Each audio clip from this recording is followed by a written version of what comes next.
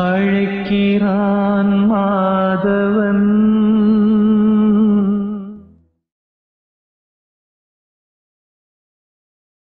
சரி, எப்பயுமே ஒரு ஒரு விஷயத்த பத்தி நம்ம டிஸ்கஸ் பண்ணுவோம். இன்னைக்கு சித்ரா பௌர்ணமி அப்படின்னா, சித்ரா பௌர்ணமியை பத்தி தெரியுமா உங்களுக்கு? எதுக்காக இது கொண்டாடப்படுது அப்படின்னு தெரியுமா? தெரியுமா? என்ன, எதுக்காக கொண்டாடப்படுது? எதுக்காக கொண்டாடப்படுது? சும்மா சொல்லுங்க. ஏன் பேச முடியலையா? எனக்கு அன்மியூட் பண்றேன், எல்லாரையும் அன்மியூட் பண்ணி. ஓகே. எதுக்காக கொண்டாடப்படுது? ஆ சரி அண்ணி. ஆ, என்ன சொல்லிட்டு என்ன கேட்டேன்னா ஆக்சுவலா ஏன் இந்த டைம்லன்னு கேட்கல. ஏன் வந்து ப்ரோக்ராம் அரேஞ்ச் பண்ணதே 6 மணிக்கு மேலதான் நோட்டிபிகேஷனே விட்டீங்கன்னு நினைக்கிறேன். ஓகே, ஓகே, அதை ஓகே. கேட்டேன். அதெல்லாம் அதெல்லாம் ஒன்றும் பிரச்சனை இல்லைங்க. நான் இப்ப இந்த கேள்விக்குள்ள வந்துட்டேன். ஓகே. ஆ, இது என்ன சித்திரகுப்தர் நாள் ஏதோ அவங்க கிட்ட நம்ம பாவங்கள் எல்லாம் வந்து கர்மா கழிக்கிறதுக்காக அப்படின்னு சொல்லிட்டு யூடியூப்ல பார்த்தேன். யூடியூப்ல பாத்தீங்க? ஓகே. அப்புறம் கள்ளழகர் ஆத்துக்குள்ள ஆத்துல இறங்குவாங்க. இறங்குற நாள். சரி, ஓகே. சத்யநாராயண பூஜை பண்ணுவாங்க. சரி, மத்தவங்க மத்தவங்க சொல்லுங்க. எதுனால? எனக்கு பத்தி ஒன்றும் தெரியாது சார். எங்க அப்பாவோட பர்த்டே சித்ரா பௌர்ணமி அன்னைக்கு. ம். அதனால அப்பா பர்த்டே கொண்டாடுவேன், அவ்வளவுதான். ஓகே, மற்றபடி சித்ரா பௌர்ணமியோட இதெல்லாம் எனக்கு தெரியாது. ஓகே. சரி, முன்னாடியே சொன்ன மாதிரி நேஹாவா? ஆமா, நேஹா அவர்கள் முன்னாடியே சொன்ன மாதிரி இந்த கர்மாவை கழிக்கிறதுக்காக சித்திரகுப்தன் நம்மளோட கணக்குகள் எல்லாம் அவர் தான் எழுதுறாருன்னு சொல்லி சொல்லுவாங்க இல்லையா? நம்ம மேல ஒருத்தர் அப்படி உட்காந்து எழுதுறாரான்னு நம்மளுக்கும் தெரியாது. ஆமாவா? எழுதுறாரா? எழுதப்படுறது உண்மைதான், ஆனா அவரு தான் எழுதுறாரான்லாம் எனக்கு தெரியாது. உங்களுக்கு எதாவது பாத்திருக்கீங்களா? அவர் முன்ன பின்ன பாத்திருக்கீங்களா? சித்திரகுப்தன் எதுவும் முன்னாடி பின்னாடி பாத்திருக்கீங்களா? பாத்திருந்தீங்கன்னா சொல்லுங்க, அவர் எப்படி இருப்பாருன்னு சொல்லுங்க, நானும் கொஞ்சம் தெரிஞ்சுக்கிறேன். இல்ல. சரி, இந்த நாள்ல நான் உட்காந்து தியானம் செஞ்சுட்டேன்னா இது வரைக்கும் நான் செஞ்ச மொத்த பாவத்தையும் அழிச்சிடலாமா, கழுவிடலாமா அப்படின்னா என்ன? இது எனக்கு புரியல. இவ்வளோ நாள் பாவம் செய்வாங்களாம், கரெக்டா அந்த நேரத்துல சித்திரகுப்தன் வந்து ரெடியா இருப்பாராம் அவங்களோட பாவ கணக்குகள் எல்லாம் அழிக்கிறதுக்கு. ரைட். அப்படின்னா நானும் ஒரு வருஷம் முழுக்க 365 நாள் அப்படின்னு கணக்கு எடுத்துப்போம். ஒரு 364 நாள் இல்ல 365 நாள் நானும் இப்படியே ஏதாவது எல்லா பாவங்களையும் பண்ணிட்டு இந்த இந்த கணக்கு மாதிரி தான். அந்த காசிக்கு போய் கங்கையில நீராடினா மொத்த பாவமும் கழிஞ்சது அந்த மாதிரி சித்திரகுப்தனோட நாள்ல சித்ரா பௌர்ணமி அன்னைக்கு உட்காந்து தியானம் செஞ்சுட்டா என்னோட மொத்த பாவமும் தீர்ந்துரும் அப்படின்னா எல்லாருமே அதை பண்ணி ஈஸியா தீர்த்துட்டு போயிடலாமே. நான் கூட அடிச்சு பணம் சேர்க்கலாம், மற்றவங்களை காயப்படுத்தி பணம் சேர்க்கலாம், மற்றவங்களை என்ன வேணா பண்ணி என்ன வேணா நான் பண்ணிக்கலாம். ஒரே ஒரு நாள் மட்டும் எனக்காக நான் ஒதுக்கிக்கிட்டு உக்காந்துட்டேன்னா இவ்வளவு நாள் நான் என்னெல்லாம் பண்ணணும் அது எல்லாத்தையும் டோட்டலா க்ளோஸ் பண்ணிடலாம்னா இந்த கணக்கு சரியான கணக்கா இருக்குமா? இயற்கை அப்படி வச்சிருக்குமான்னு ஒரு கணக்கு, ஒரு கேள்வி நீங்க கேட்டுங்க, கொஸ்டின் மார்க். ஓகே. அப்போ இதெல்லாம் உண்மை இல்லையா தம்பி? அப்ப எதுக்கு நீங்க கிளாஸ் போட்டீங்க? அப்ப முன்னோர்கள் சொன்னதெல்லாம் சரி இல்லையா, தப்பா அப்படின்னு கேட்டீங்கன்னா அதுவும் சரிதான். எப்படி அது சரி அப்படின்னு சொல்லி கேட்டீங்கன்னா ஒரு ஒரு தினத்தன்று ஒரு ஒரு மாதிரியான இங்க ஒரு வைப்ரேஷன், அந்த ஃப்ரீக்வன்சி இயங்கும். ஓகே. இப்ப பௌர்ணமி அப்படின்னு சொல்லி எடுத்துக்கிட்டீங்கன்னா ஆல்ரெடி நான் சொல்லியிருக்கேன், அந்த பௌர்ணமி மிஸ்டிக் மேனிஃபெஸ்டேஷன் கிளாஸ்லயே நிறைய விஷயங்கள் இதை பத்தி நான் டிஸ்கஸ் பண்ணியிருக்கேன். ஸோ பௌர்ணமி அப்படின்னாலே அது வேற மாதிரியான ஒரு சிறப்பான ஒரு நாள். ஓகே. மாதத்திற்கு எத்தனை முறை வரும் பௌர்ணமி? ஒரு முறை வரும். ம். ஸோ அந்த மாதத்திற்கு ஒரு முறை வரக்கூடிய அந்த பௌர்ணமி அப்படின்றது கூடியது வந்து முழு நிலவு இல்லையா? முழு நிலவை வந்து நம்ம பௌர்ணமின்னு சொல்லி சொல்லுவோம். அது வளர்பிறையாகவும் தேய்பிறையாகவும் தேய்ந்து வருது. தேஞ்சிக்கிட்டே போச்சு அப்படின்னா ஒரு கட்டத்துக்கு மேல அது என்ன ஆகும்னா அமாவாசையா மாறிடும். அப்படியே வளர்ந்துகிட்டே வந்துச்சு அப்படின்னா அது ஒரு கட்டத்துக்கு மேல பௌர்ணமியாக மாறிடும். அப்போ முழுவதுமாக வளர்ந்து இருக்கக்கூடிய நிலை அப்படின்னும் போது அது பிரகாசமாக இருக்கக்கூடிய நிலைன்னு சொல்லி சொல்லலாம். இப்போ இங்க ஒரு சந்திரன் இருக்கு, ஓகே, இங்க ஒரு மூன் இருக்கு. இங்க மறைக்கப்பட்டுக்கிட்டே இருக்கும்போது அதோட வெளிச்சமே அதோடது கிடையாது, சூரியனோட வெளிச்சம் தான் வாங்கி பிரகாசிக்குது. அப்படின்னும் போது இப்ப இங்க மறைஞ்சிட்டே வரும்போது அதுல இருந்து வரக்கூடிய ஆற்றல் எனக்கு சரியா கிடைக்கிறது இல்ல. அப்ப அது முழு நிலவாக இருக்கும்போது அதுல இருந்து வரக்கூடிய மொத்த ஆற்றலும் அதுல இருந்து வரக்கூடிய அந்த பேராற்றலை நம்மனால ஃபீல் பண்ண முடியும். அந்த நேரத்துல உட்காரும் போது வேற வேற மாதிரியான சில கேட்ஸ் எல்லாம் ஓபன் ஆகுன்றதுக்காக பௌர்ணமியை ரொம்ப அடிப்படையாக வச்சாங்க. அதனாலதான் அந்த காலத்துல இருந்து அமாவாசையில எதுவும் பண்ணாத, பௌர்ணமி டைம்ல ஏதாவது பண்ணுன்னு சொல்லி சொல்லுவாங்க. பௌர்ணமி டைம்ல சித்தர்கள் கோயில் போயிட்டு வர்றதுல இருந்து எல்லா விஷயத்தையும் பௌர்ணமியில வச்சிருப்பாங்க. நம்ம ஆளுங்க சும்மா சாதாரணமா வைக்கல. இப்ப பாருங்க, சித்ரா பௌர்ணமி அப்படின்னும் போது அப்ப அதுக்கு எவ்வளவு பெரிய சிறப்பு அப்படின்னா சூரியன் 0 டிகிரில இருந்து ஸ்டார்ட் ஆகக்கூடியது சித்திரை மாசம். சூரியன் அவரோட பயணத்தை தொடங்கக்கூடிய டிகிரின்றது வந்து ஸ்டார்ட் ஆகுறது வந்து சித்திரை மாசம். அந்த சித்திர மாசத்துல இருந்து தொடங்கும் போது சூரியன் அந்த பயணத்தை தொடங்குது. சித்திர மாசத்துல இருந்து அந்த பயணத்தை தொடங்குது. பயணத்தை தொடங்கும் போது அந்த மாதத்துல வரக்கூடியதை வந்து நம்ம அந்த பௌர்ணமியை வந்து ரொம்ப சிறப்பான ஒரு பௌர்ணமியாக நம்ம செலிப்ரேட் பண்றோம். அப்போ அந்த பௌர்ணமிக்கு ஒரு முக்கியத்துவம் கொடுக்கப்பட்டதுக்கான காரணம் நிறைய இருக்கு. அந்த நேரத்துல சித்ரா பௌர்ணமின்னு ஒரு சித்திர மாதத்துல வரக்கூடியதுனால சித்ரா பௌர்ணமி. அதுக்கு பின்னாடி சித்திரகுப்தன் ஒரு பெயர் வச்சுக்கிட்டு நீங்க அதாவது ஒரு விஷயத்த சொல்லணும்னா சில பல கதைகளை வச்சு சொன்னாதான் உங்களுக்கு புரியும். அதை ஏத்துக்கொள்ளக்கூடிய ஒரு நிலையும் இருக்கும். ஆமாவா இல்லையா? அப்ப சித்திரகுப்தன் சொல்லி சொன்னா அது வேற மாதிரி இருக்கு. சரி, சித்திரகுப்தன் இருக்கிறாரா, கணக்கு எழுதுறாரா அப்படின்னா அவர் சித்திரகுப்தனா இருந்து எழுதுறாரான்னு தெரியல. அதை நான் பிரபஞ்சம் சொல்லி கூட வச்சுக்கோங்க. பெயரை சித்திரகுப்தனை பிரபஞ்சம்னு கூட பெயர் வச்சுக்கோங்க. இறைவன்னு பெயர் வச்சுங்க, என்ன வேணா பெயர் வச்சுங்க. ஆனா உட்காந்து எழுதுறாருதான், இல்லன்னே கிடையாது. இதுக்குதான் என்ன சொல்லுவாங்க அப்படின்னா, கண்காணி இல்லென்று கள்ளம் பல செய்வார். திருமூலரோட பாடல். கண்காணி இல்லென்று கள்ளம் பல செய்வார், கண்காணி இடமில்லை காணுங்கள், கண்காணியாக கலந்தெங்கும் நின்றானை கண்காணி கண்டோர் களவழிந்தாரேன்னு சொல்லி திருமூலரோட பாடல். என்னன்னா 24 மணி நேரம் இன்டூ 7 நாள். இங்க நேரம் காலம்லாம் கிடையாது, நம்ம பிரிச்சுக்கிட்டோம். ஓகே, 24 மணி நேரம் நம்மளோட முறைப்படி சொல்ற மாதிரி இருந்தா 24 மணி நேரம் இன்டூ 7 நாளும் ஒரு கேமரா இயங்கிக்கிட்டே இருக்கு. அதைத்தான் எழுதியிருக்கிறார் திருமூலர். கண்காணி இல்லென்று பாக்குறதுக்கு எவனும் இல்லைன்னு கள்ளம் பல செய்வானா. கண்காணி இல்லென்று கள்ளம் பல செய்வார், கண்காணி இடமில்லை காணுங்கள். கண்காணி இடம் இல்லாத இடமே இல்லடான்றாரு. கண்காணியாக கலந்தெங்கும் நின்றானே. கண்காணி தான் எல்லா இடத்துலயும், இந்த சிசிடிவி கேமரா தான் எல்லா இடத்துலயும் இருக்குன்னு தெரிஞ்சதுக்கு அப்புறம் கண்காணி கண்டவர். இந்த கேமரா பார்த்தோன்னே திருடன் ஓடி ஒளிவானே, அந்த மாதிரி கேமரா தான் எல்லா இடத்துலயும் இருக்குன்னு தெரிஞ்சதுக்கு அப்புறம் அங்க இருக்கக்கூடிய தவறை விட்டு விடுவான். இதுதான் சொல்லப்பட்டிருக்கு. இது திருமூலரோட திருமந்திர பாடல். அப்போ இந்த ஒரு விஷயம் என்ன ப்ரூவ் பண்ணுது அப்படின்னா, எழுதப்பட்டு இருக்கிறது உண்மை, எப்படி அழிக்கிறது அப்படின்ற ஒரு கேள்விதான். ஆல்ரெடி நம்ம நிறைய இதை பத்தி டிஸ்கஸ் பண்ணிட்டோம், புதுசா ஒன்றும் டிஸ்கஸ் பண்றதுக்கு இல்ல.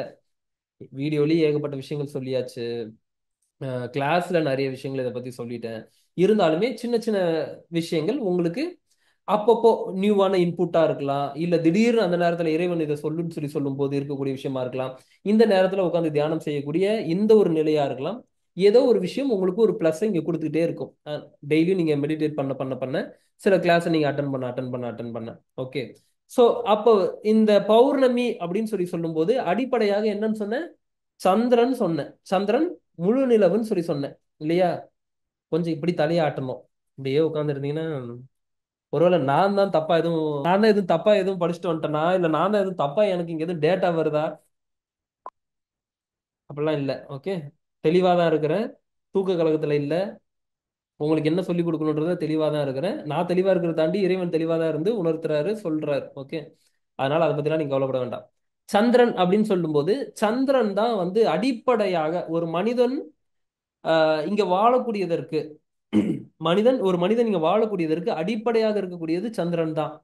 சந்திரன் மட்டும் ஒருத்தனுக்கு கெட்டு போச்சுன்னு வைங்க, அவன் மொத்த வாழ்க்கையும் முடிஞ்சு போச்சுன்னு அர்த்தம். சந்திரன் ஒருத்தருக்கு கெட்டு போனால் அவனோட மொத்த வாழ்க்கையும் முடிஞ்சிருச்சுன்னு அர்த்தம். எப்படி அப்படின்னு கேட்டீங்கன்னா, இங்க பாருங்க, மனிதன் இரண்டு நிலை தான் நமக்கு. ஒண்ணு மனம், இன்னொன்று உடல். அப்படிதானே? ஒண்ணு மனம், இன்னொன்று உடல். இந்த ரெண்டு நாள் தான் நம்ம இயங்கிட்டு இருக்கோம். மனம் போச்சுன்னா உடல் போச்சு, உடல் போச்சுன்னா மனம் போச்சு. ஆமாவா இல்லையா? இப்ப இதை ரெண்டு தாண்டி ஏதாவது சொல்ல முடியுமா உங்களால? ஒண்ணு மனம் சார்ந்ததா இருக்கும், இல்ல உடல் சார்ந்ததா இருக்கும். Yes or no? இதை தாண்டி வெளியே வேற ஏதாவது சொல்ல முடியுமா? இல்லங்க எனக்கு பண பிரச்சனை, மனம் சார்ந்தது. இல்லங்க எனக்கு உள்ள வந்து வயித்துல ஒரு சின்ன பிரச்சனை, உடல் சார்ந்தது. இல்ல ஏன் உன் பொண்டாட்டி என்ன அப்படி திட்டா, மனம் சார்ந்தது. என் கணவன் என்ன அப்படி திட்டாரு, அதுவும் மனம் சார்ந்தது. என் மருமக சரியா பாத்துக்கல, என் மாமியார் சரியா அப்படி பேசல, இப்படின்ற எல்லாமே மனம் சார்ந்ததுதான். ஓகே, அதுக்குள்ள எனக்கு கண் இந்த பிரச்சனை இருக்கு, காது இந்த பிரச்சனை இருக்கு, மூக்கு இந்த பிரச்சனை இருக்குன்னு சொல்றது எல்லாமே உடல் சார்ந்ததுதான். அப்போ ரெண்டே விஷயம்தான் பிரச்சனையே. நம்ம இருக்கிறது இந்த ரெண்டே விஷயத்துலதான், ஒன்று மனம், இன்னொன்று உடல். இந்த ரெண்டு விஷயத்துக்கும் அடிப்படையாக இருக்கக்கூடியது இந்த ரெண்டு விஷயமே என்ன தெரியுமா? சந்திரன் தான். எங்க எங்க கொடுத்திருக்கிறாரு பாருங்க. ரெண்டுத்துக்குமே அடிப்படையாக இருக்கக்கூடியது சந்திரன் தான். என்ன தம்பி சொல்றீங்க, சந்திரன்றீங்க, மனம்ன்றீங்க, உடல்ன்றீங்க, இதை எப்படி நான் ரிலேட் பண்ணிக்கிறது அப்படின்னு சொல்லி கேட்டீங்கன்னா, இதெல்லாம் ஜாதக ரீதியாக நீங்க போகும்போது தெரியும். நீங்க அதுக்குள்ள ரொம்ப எல்லாம் போக வேண்டாம், ஜஸ்ட் நான் சொல்றதை புரிஞ்சுக்குங்க. ஓகே, இப்போ ஒருத்தரோட ஜாதகத்தை கொடுத்து என்னோட உடல் எப்படி இருக்கும் அப்படின்னு சொல்லி ஒருத்தவங்க கேட்கறாங்கன்னா ஃபர்ஸ்ட் போய் அடிப்படையாக பார்க்க வேண்டிய கிரகம் எது அப்படின்னா சந்திரன் தான். மனம் ஒருத்தருக்கு பிரச்சனையாவே இருக்கு தம்பி. இவருக்கு வந்து எப்பயுமே ஒரு குழப்பவாதியாவே இருக்கிறாரு, ஒரு குழப்ப சிந்தனையிலே இருக்கிறாரு, இவருக்கு என்ன பண்றதுனே தெரியல, சின்ன வயசு பிறந்ததுல இருந்தே ஒரு சரியான முடிவுகளை எடுக்கவே முடியாது இவர்னால, இப்படின்னு கூடிய எந்த பிரச்சனை நீங்க யாருக்கு சொன்னாலும் அவங்களோட ஜாதகத்துல எடுத்து வச்சு பாத்தீங்கன்னா சந்திரன் பிரச்சனையாக இருக்கும். இந்த பிரச்சனைன்றது எப்படி சொல்றீங்க தம்பின்னா அதுக்கு நிறைய காரணம், அதுக்கு நிறைய விதிமுறைகள் இருக்கு. எல்லாத்தையும் நான் இங்க சொல்ல முடியாது, சொல்லக்கூடாதுன்றது கிடையாது, நிறைய விஷயங்கள் இருக்கு, அதனால சொல்ல முடியாது. ஓகே. ஒரு ரெண்டு விஷயம் மட்டும் சொல்லணும் அப்படின்னா 6 8 12 போய் உட்கார்றது, சந்திரன் 6 8 12 போய் உட்கார்றது, ராகு கேதுக்கு மையப்புள்ளியில போய் சந்திரன் லாக் ஆகுறது, அதே மாதிரி வந்து பாத்தீங்கன்னா ராகு கேதுக்கு அச்சுல இருந்து வெளியே போய் தனித்து நிற்கக்கூடிய கிரகம் எதுவோ அந்த கிரகத்தினால அந்த ஜாதகருக்கு பிரச்சனை வரும். இப்போ ஒன்றும் இல்லை, அன்னைக்கு கார்ல டிராவல் பண்ணிட்டு இருக்கேன். ஓகே, டிராவல் பண்ணிட்டு இருக்கும்போது என்னோட ஒய்ஃப் என்ன கேட்குறாங்கன்னா, இந்த மாதிரி இவங்க வந்து லவ் பண்றாங்க, இவங்களோட ஜாதகத்தை பார்த்து சொல்ல முடியுமா அப்படின்னு சொல்லி கேட்குறாங்க. நான் யாருக்கும் ஜாதகம்லாம் பார்க்கறது இல்லை, பட் எதுக்காக நான் ஜாதகம் கத்துருக்கேன் அப்படின்னா நிறைய கவுன்சிலிங் செஷன் பேசும்போது வரும்போதே அவங்களுக்கு என்ன பிரச்சனைன்றது ஜாதகத்தை பார்த்தாலும் ஃபர்ஸ்ட் வரும்போதே இறைவன் சொல்லுவார் இவங்களுக்கு தான் பிரச்சனைன்னு. கரெக்டா அந்த பிரச்சனை உள்ள போய் ஜாதகத்துல பார்த்தாலும் காட்டும். அவங்ககிட்ட நான் வந்தோடனே கேட்பேன் என்னன்னா உங்களுக்கு பிரச்சனை அப்படின்னா ஆமா அப்படின்னுவாங்க. ஸோ அந்த ரீசனுக்காக அவங்களோட நிலை எப்படி இருக்குன்னு தெரிஞ்சுக்கிறதுக்காக ஜாதகம் லேர்ன் பண்ணியிருக்கேன். ஓகே, அஸ்ட்ராலஜி லேர்ன் பண்ணியிருக்கேன். இப்போ அதுக்குள்ள போய் பார்க்கும்போது அந்த அஸ்ட்ராலஜிக்குள்ள போய் அவங்களோட ஜாதகத்தை பார்க்கும்போது அவங்களுக்கு சந்திரன் பாதிக்கப்பட்டிருந்தது. அதாவது இந்த ராகு கேது மையப்புள்ளியில இருந்து சந்திரன் வெளியே போயிருந்தது. அவங்ககிட்ட ஒரே வார்த்தை தான் கேட்டேன், எப்பயுமே ஒரு குழப்பத்திலேயே இருப்பீங்களே அப்படின்னு. ஆமா, எப்பயுமே ஒரு சின்ன வயசுல இருந்து எனக்கு ஒரு குழப்ப சிந்தனையாவே தான் இருக்கு. உங்களுக்கு தாய் பாதிக்கப்பட்டிருப்பாங்க, உடல் பாதிக்கப்பட்டிருக்கும் அப்படின்னா ஆமா அப்படின்னாங்க. எல்லாமே பெர்ஃபெக்டா இருக்கு. அப்ப என்னன்னா ஈஸியா ஒரு விஷயம் இப்படி இருக்கா, ஃபார்முலா தான் அது, இந்த ஃபார்முலாவா தான் பதில். இதான் அஸ்ட்ராலஜி, கேஸ் ஸ்டடி தானே அஸ்ட்ராலஜி. நான் என்ன முற்காலத்தையும் உணர்ந்து கணிக்கக்கூடிய லெவல்லையா இருக்கும் இல்ல, ஆல்ரெடி இப்படி இப்படி இருந்ததுன்னா இப்படி இப்படி இருந்திருக்குன்னு கூடிய கேஸ் ஸ்டடியை தான் நம்ம எடுத்து சொல்றோம். ஓகே, ஸோ அப்படி பார்க்கும்போது ஈஸியா ஒரு ஜாதகத்தை பார்த்த உடனே சொல்ல முடியறதுக்கான காரணம் என்னன்னா கிரகங்கள் எங்கெங்க எப்படி எப்படி இருந்ததுன்னா என்னென்ன மாதிரி விஷயங்கள் பண்ணும் அப்படின்றதுதான். இப்போ அஸ்ட்ராலஜிக்குள்ள போல இதுக்குள்ள ரிட்டர்ன் வரேன். சந்திரன் அப்படின்றத எடுத்துக்கோங்க. எதுக்கு சந்திரன் அப்படின்னா முழு நிலவு பௌர்ணமி, அதுக்காக இந்த சந்திரனை பத்தி பேசிட்டு இருக்கேன். அப்போ இந்த சந்திரன் ஒருவருக்கு பாதிக்கப்பட்டிருந்தால் உடல் பாதிக்கப்படும், மனம் பாதிக்கப்படும், தாயோட உடல் பாதிக்கப்படும்.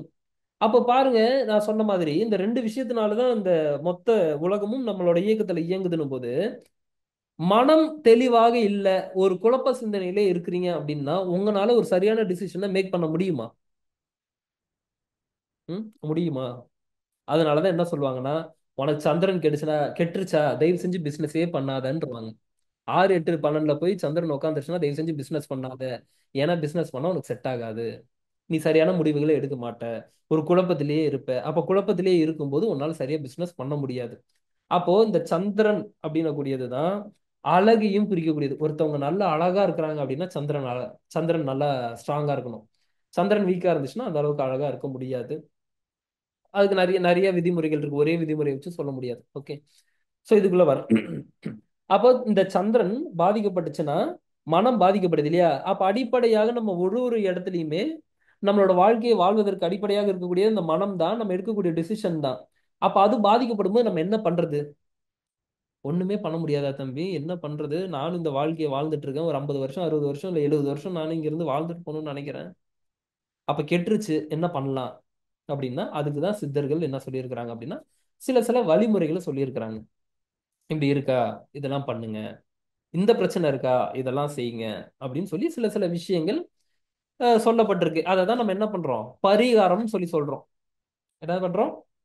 பரிகாரம் அப்படின்னு சொல்லி சொல்றோம். சரி, பரிகாரம் அப்படின்னா உடனே உங்களுக்கு பல பேருக்கு என்னன்னா போயிட்டு வந்து ஒரு ஒரு இதுல போயிட்டு ஒருத்தர் 50,000 ரூபாய் கொடுத்து ஒரு 1 லட்ச ரூபா கொடுத்து அவர் வந்து பூஜை பண்ணணும்னு சொல்லி சொல்லுவாரு. அதுக்கு நீங்க போயிட்டு ஒரு 1 லட்ச ரூபா கொடுத்து நீங்க ஏமாறுவீங்க. ம் அது கிடையாது. நான் சொல்றது என்னை பொறுத்த வரைக்கும் பரிகாரம் அப்படின்றத நான் என்ன பாக்குறேன்னா மற்றவர்களுக்கு செய்யக்கூடியது. என்ன என் இங்க பாருங்க, மொத்த பரிகாரமும் இங்கதான் வந்து நிற்கும். இதை நீங்க புரிஞ்சுக்கிட்டீங்கன்னா உங்களோட வாழ்க்கை. எதுக்காக இந்த கிளாஸ் அட்டன் பண்றீங்க? ஏதோ நல்லது நடந்துராதான் தானே அட்டன் பண்றீங்க. ம் இல்ல நைட் உங்களுக்கு 10 மணிக்கு உட்காந்து தியானம் பண்ணா நல்லா இருக்கு தம்பி, அப்படியே உட்காந்துருக்கீங்க. அந்த நல்லா இருக்கணுன்றதுக்கு பின்னாடி எனக்கு இந்த விஷயம்லாம் கிரியேட் ஆகணும்ன்றது இருக்கு. அப்ப நான் சொல்றதை கடைபிடிச்சுங்க, நான் சொல்றதை கொஞ்சம் கவனமா கேட்டுங்க. ஓகே. ஸோ அடிப்படையா நான் எதை பரிகாரம் சொல்லி பார்க்கறேன்னா, இவ்வளவு நாள் நான் டிராவல் பண்ணதுலயும் சரி, எங்க அப்பா ஒரு அஸ்ட்ராலஜர், நான் அஸ்ட்ராலஜி முடிச்சிருக்கிறேன், ஆஹ் மேல்நிலை வரைக்கும் முடிச்சிருக்கேன். ஸோ இது எல்லாத்தையுமே பார்க்கும்போது ஒரே ஒரு விஷயம் தான் ஒரு இடத்துல வந்து நிக்குது. என்னன்னா, மற்றவர்களுக்கு நீ காட்டக்கூடிய கருணை, அன்பு, அவ்வளவுதான் பரிகாரம். ஒரு துலாபாரம் கொடுப்பாங்க தெரியுமா உங்களுக்கு? துலாபாரம் கோவில்ல கொடுக்கறத பாத்திருக்கீங்களா? பாத்திருக்கீங்களா இல்லையா? துலாபாரம்னா முதல்ல தெரியுமா? உங்களோட எடைக்கு எடை கொடுக்கறது. அங்க போனீங்கன்னா தராசு இருக்கும், அந்த தராசுல நீங்க உட்காந்தீங்கன்னா எவ்வளவு வெயிட்னு சொல்லி சொல்லுவாங்க. அந்த வெயிட்டுக்கு வந்து என்ன பொருள் நீங்க கொடுக்குறீங்கன்னு சொல்லி சொல்லலாம். அந்த பொருளை அவங்க கொடுப்பாங்க. முன்னாடி எப்படி இருந்தது அப்படின்னா, வெயிட்டுக்கு தகுந்தாற் போல நான் எடுத்து கொண்டு போய் இறைவனோட சன்னதிலேயே வந்து ஒப்படைப்பேன். என்னன்னா, இப்போ தேனா, தேன் கொண்டு போய் கொடுப்பேன். நான் ஒரு 50 கிலோ அப்படின்னா 50 கிலோவுக்கு தேன் கொண்டு போய் கொடுப்பேன். 50 கிலோ சக்கரைன்னா 50 கிலோ சர்க்கரை கொண்டு போய் கொடுப்பேன். இன்னும் இன்னும் இப்போ நடக்கக்கூடிய துலாபாரம்லாம் எப்படி இருக்குன்னா, அப்படியே உட்காடுறாங்க, எவ்வளவு வெயிட்னு கேக்குறாங்க, அந்த வெயிட்டுக்கு சர்க்கரை எவ்வளோ, 35 ரூபா 1 கிலோ, இன்டூ எத்தனை கேஜி, 70 கேஜி, அப்போ 35 × 70, ஒரு கார்டோட ஸ்வைப்பு. ஓகே, கிளம்புங்க, அவ்வளவுதான். அடுத்து நீ வா, நீ நீ எத்தனை கிலோ? நான் 58 கிலோ. ஓகே, 58 கிலோக்கு நீ என்ன கொடுக்குற? 58 கிலோக்கு நான் வந்து அவல் கொடுக்குறேன். சரி, அவல் வந்து 1 கிலோ வந்து இவ்வளோ, ஸோ 58 கிலோவுக்கு இவ்வளோ, ஒரு கார்டு கொடு, ஸ்வைப்பு. நான் என்ன கேட்குறேன், இப்போ இப்படி போய் துலாபாரம் கொடுத்தீங்களே, இப்போ நீங்க இங்க என்ன பண்ணீங்க? என்னங்க பண்ணீங்க? கொண்டு போய் காசு கொடுத்துருக்கீங்க, அப்படிதானே? ஏன் இது கொண்டு போய் கோயில்ல கொடுத்தாதான் நடக்குமா? கோயில்ல கொடுத்தாதான் நடக்குமா? அப்ப என்ன தம்பி, நானே வச்சுக்கலாமா? உங்களுக்கு எந்த உயிர், அது எந்த உயிர்னே தெரியாத ஒரு உயிருக்கும் நீங்க செய்யணும். அவங்க யாருன்னே தெரியாத உயிருக்கும் நீங்க செஞ்சீங்கன்னா இருக்குதுலே மிகப்பெரிய பரிகாரம் அதுதான். இத வந்து என் குருவின் மீது ஆணையிட்டு நான் சொல்லுவேன். என் குருவின் மீது ஆணையிட்டு என்னால சொல்ல முடியும். இதுதான் நீங்க செய்யக்கூடிய மிகப்பெரிய பரிகாரம். இதை தாண்டி வேற எதுவும் இல்லை. இத வந்து அழகா திருமூலரும் அவரோட பாடல்ல சொல்லியிருக்கிறார். படமாட கோயில் பகவர் கொன்றில் நடமாட கோயில் நம்பர் காங்காக, நடமாட கோயில் நம்பர் கொன்றில் படமாட கோயில் பகவருக்கு அதுவாமே. ஸோ இதை வந்து முடிச்சிட்டாரு. என்னன்னா, நீ செய்யக்கூடிய தானங்கள், நீ செய்யக்கூடிய எந்த ஒரு விஷயமும், கோயில்ல நீ போய் கொடுக்கக்கூடிய விஷயங்களும் டைரக்டா இறைவனை போய் சேர்வது இல்லை. ஆனா ஏதாவது ஒரு குழந்தை வயிற்று பசியில இருக்குது, இல்ல யாராவது ஒருத்தவங்க ஒரு தேவையில இருக்கிறாங்க, ஒருத்தவங்க படிப்பு செலவுக்கு ரொம்ப கஷ்டப்படுறாங்க, இல்ல வந்து ஏதாவது ஒரு அனாதை பிணம் இருக்குது, அந்த அனாதை பிணத்தை எடுத்து அடக்கம் பண்றதா இருக்கட்டும், இல்ல ஒரு குழந்தைய படிக்க வைக்கிறதா இருக்கட்டும், இல்ல வந்து ஒரு உயிருக்கு வந்து உணவு அளிக்கிறதா இருக்கட்டும், ஏதோ கருணையின் அடிப்படையில செய்யக்கூடிய விஷயங்கள் டைரக்டா போய் இறைவனை சேருதுன்னு சொல்லி சொல்லப்படுது. அதுதான் திருமூலர் எழுதியிருக்கிறார் அந்த பாடல்ல. அப்ப இது என்ன, இதுக்கு பேர் என்ன? தர்மம். என்னது? தர்மம். நீங்க கருணையில செய்யக்கூடிய ஒரு விஷயம் அது தர்மமாக மாறும். அப்ப தர்மம் எவ்வளவு நீங்க சேர்க்கிறீங்களோ, நீங்க இங்க கொடுக்க கொடுக்க கொடுக்க உங்களுக்கு அருள் கணக்கு சேர்ந்துகிட்டே வரும். என்ன ஆகும்? அருள் கணக்கு சேர்ந்துகிட்டே வரும். நீங்க இங்க கொடுத்தீங்கன்னு வைங்களேன், அப்படியே நீங்க பாயிண்ட்ஸ் எடுத்துக்கலாம். இப்படி கொடுத்தீங்கன்னா திரும்ப இன்னொரு பாயிண்ட்ஸ் உங்களுக்கு கிடைச்சிட்டே இருக்கும். இப்படி கொடுக்க கொடுக்க கொடுக்க கொடுக்க நீங்க இங்க இந்த சைடு பாயிண்ட்ஸா வாங்கி போட்டுக்கிட்டே இருக்கலாம். ஃபார் எக்ஸாம்பிள் சொல்லணும்னா, அக்ஷய திருதிக்கு போய் தங்கம் வாங்குறீங்க, காசை கொடுக்குறீங்க, ஒரு கோல்டு எடுத்து வாங்கிட்டு வரீங்க, திரும்ப காசை கொடுக்குறீங்க, கோல்டு வாங்கிட்டு வரீங்க. இதே கணக்கா நீங்க பாத்துங்க. நீங்க இப்ப காசை கொடுக்குறீங்க, ஆனா உங்களுக்கு எதுவுமே வராத மாதிரி இருக்கும். சூட்சம ரீதியாக இப்ப நீங்க எப்படி பிசிக்கலா நீங்க கோல்டு வாங்கிட்டு வந்தீங்களோ, அது மாதிரி சூட்சமம்னா கண்ணுக்கு தெரியாத அப்படின்னு அர்த்தம்.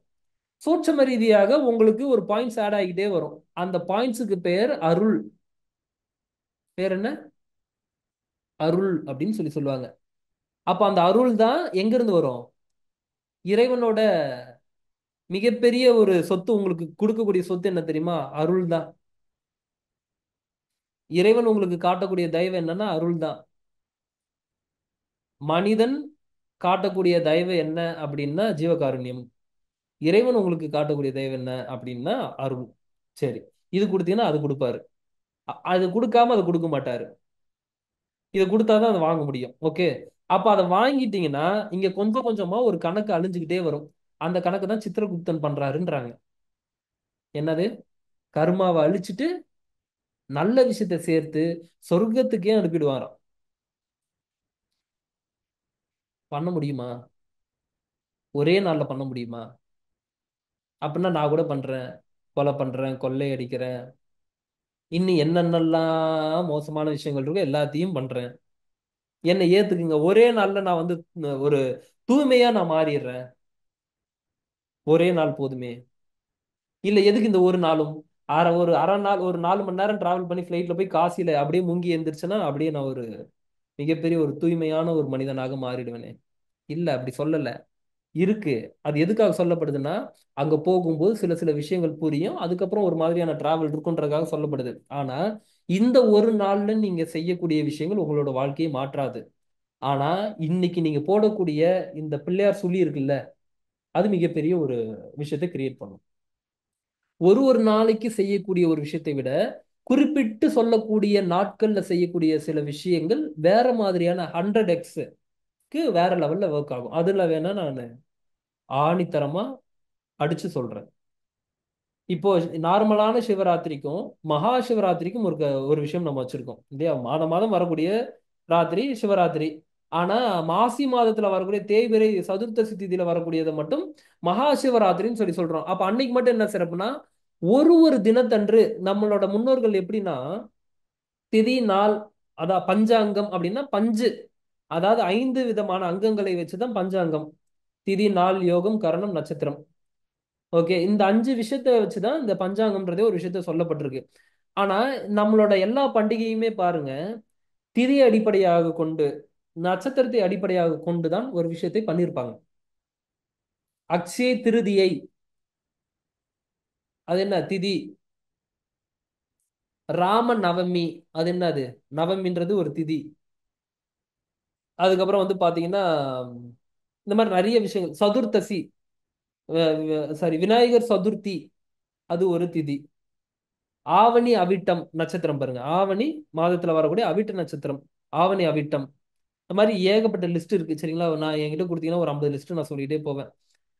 அப்போ இதை நீங்க எதுக்கு நான் சொல்றேன்னா, நீங்க புரிஞ்சுக்கணுன்றதுக்காக சொல்றேன். அடிப்படையாக நட்சத்திரத்தையும் எதையும் வச்சு சொல்லப்பட்டிருக்கு, திதியும் வச்சு சொல்லப்பட்டிருக்குன்னா, இந்த நாள்ல வரக்கூடிய இந்த திதி, இந்த மாதத்துல வரக்கூடிய திதியில இது பண்ணீங்கன்னா ஒரு விஷயம் உங்களுக்கு நடக்கும் சொல்லப்படுது. அது எஸ் ட்ரூ.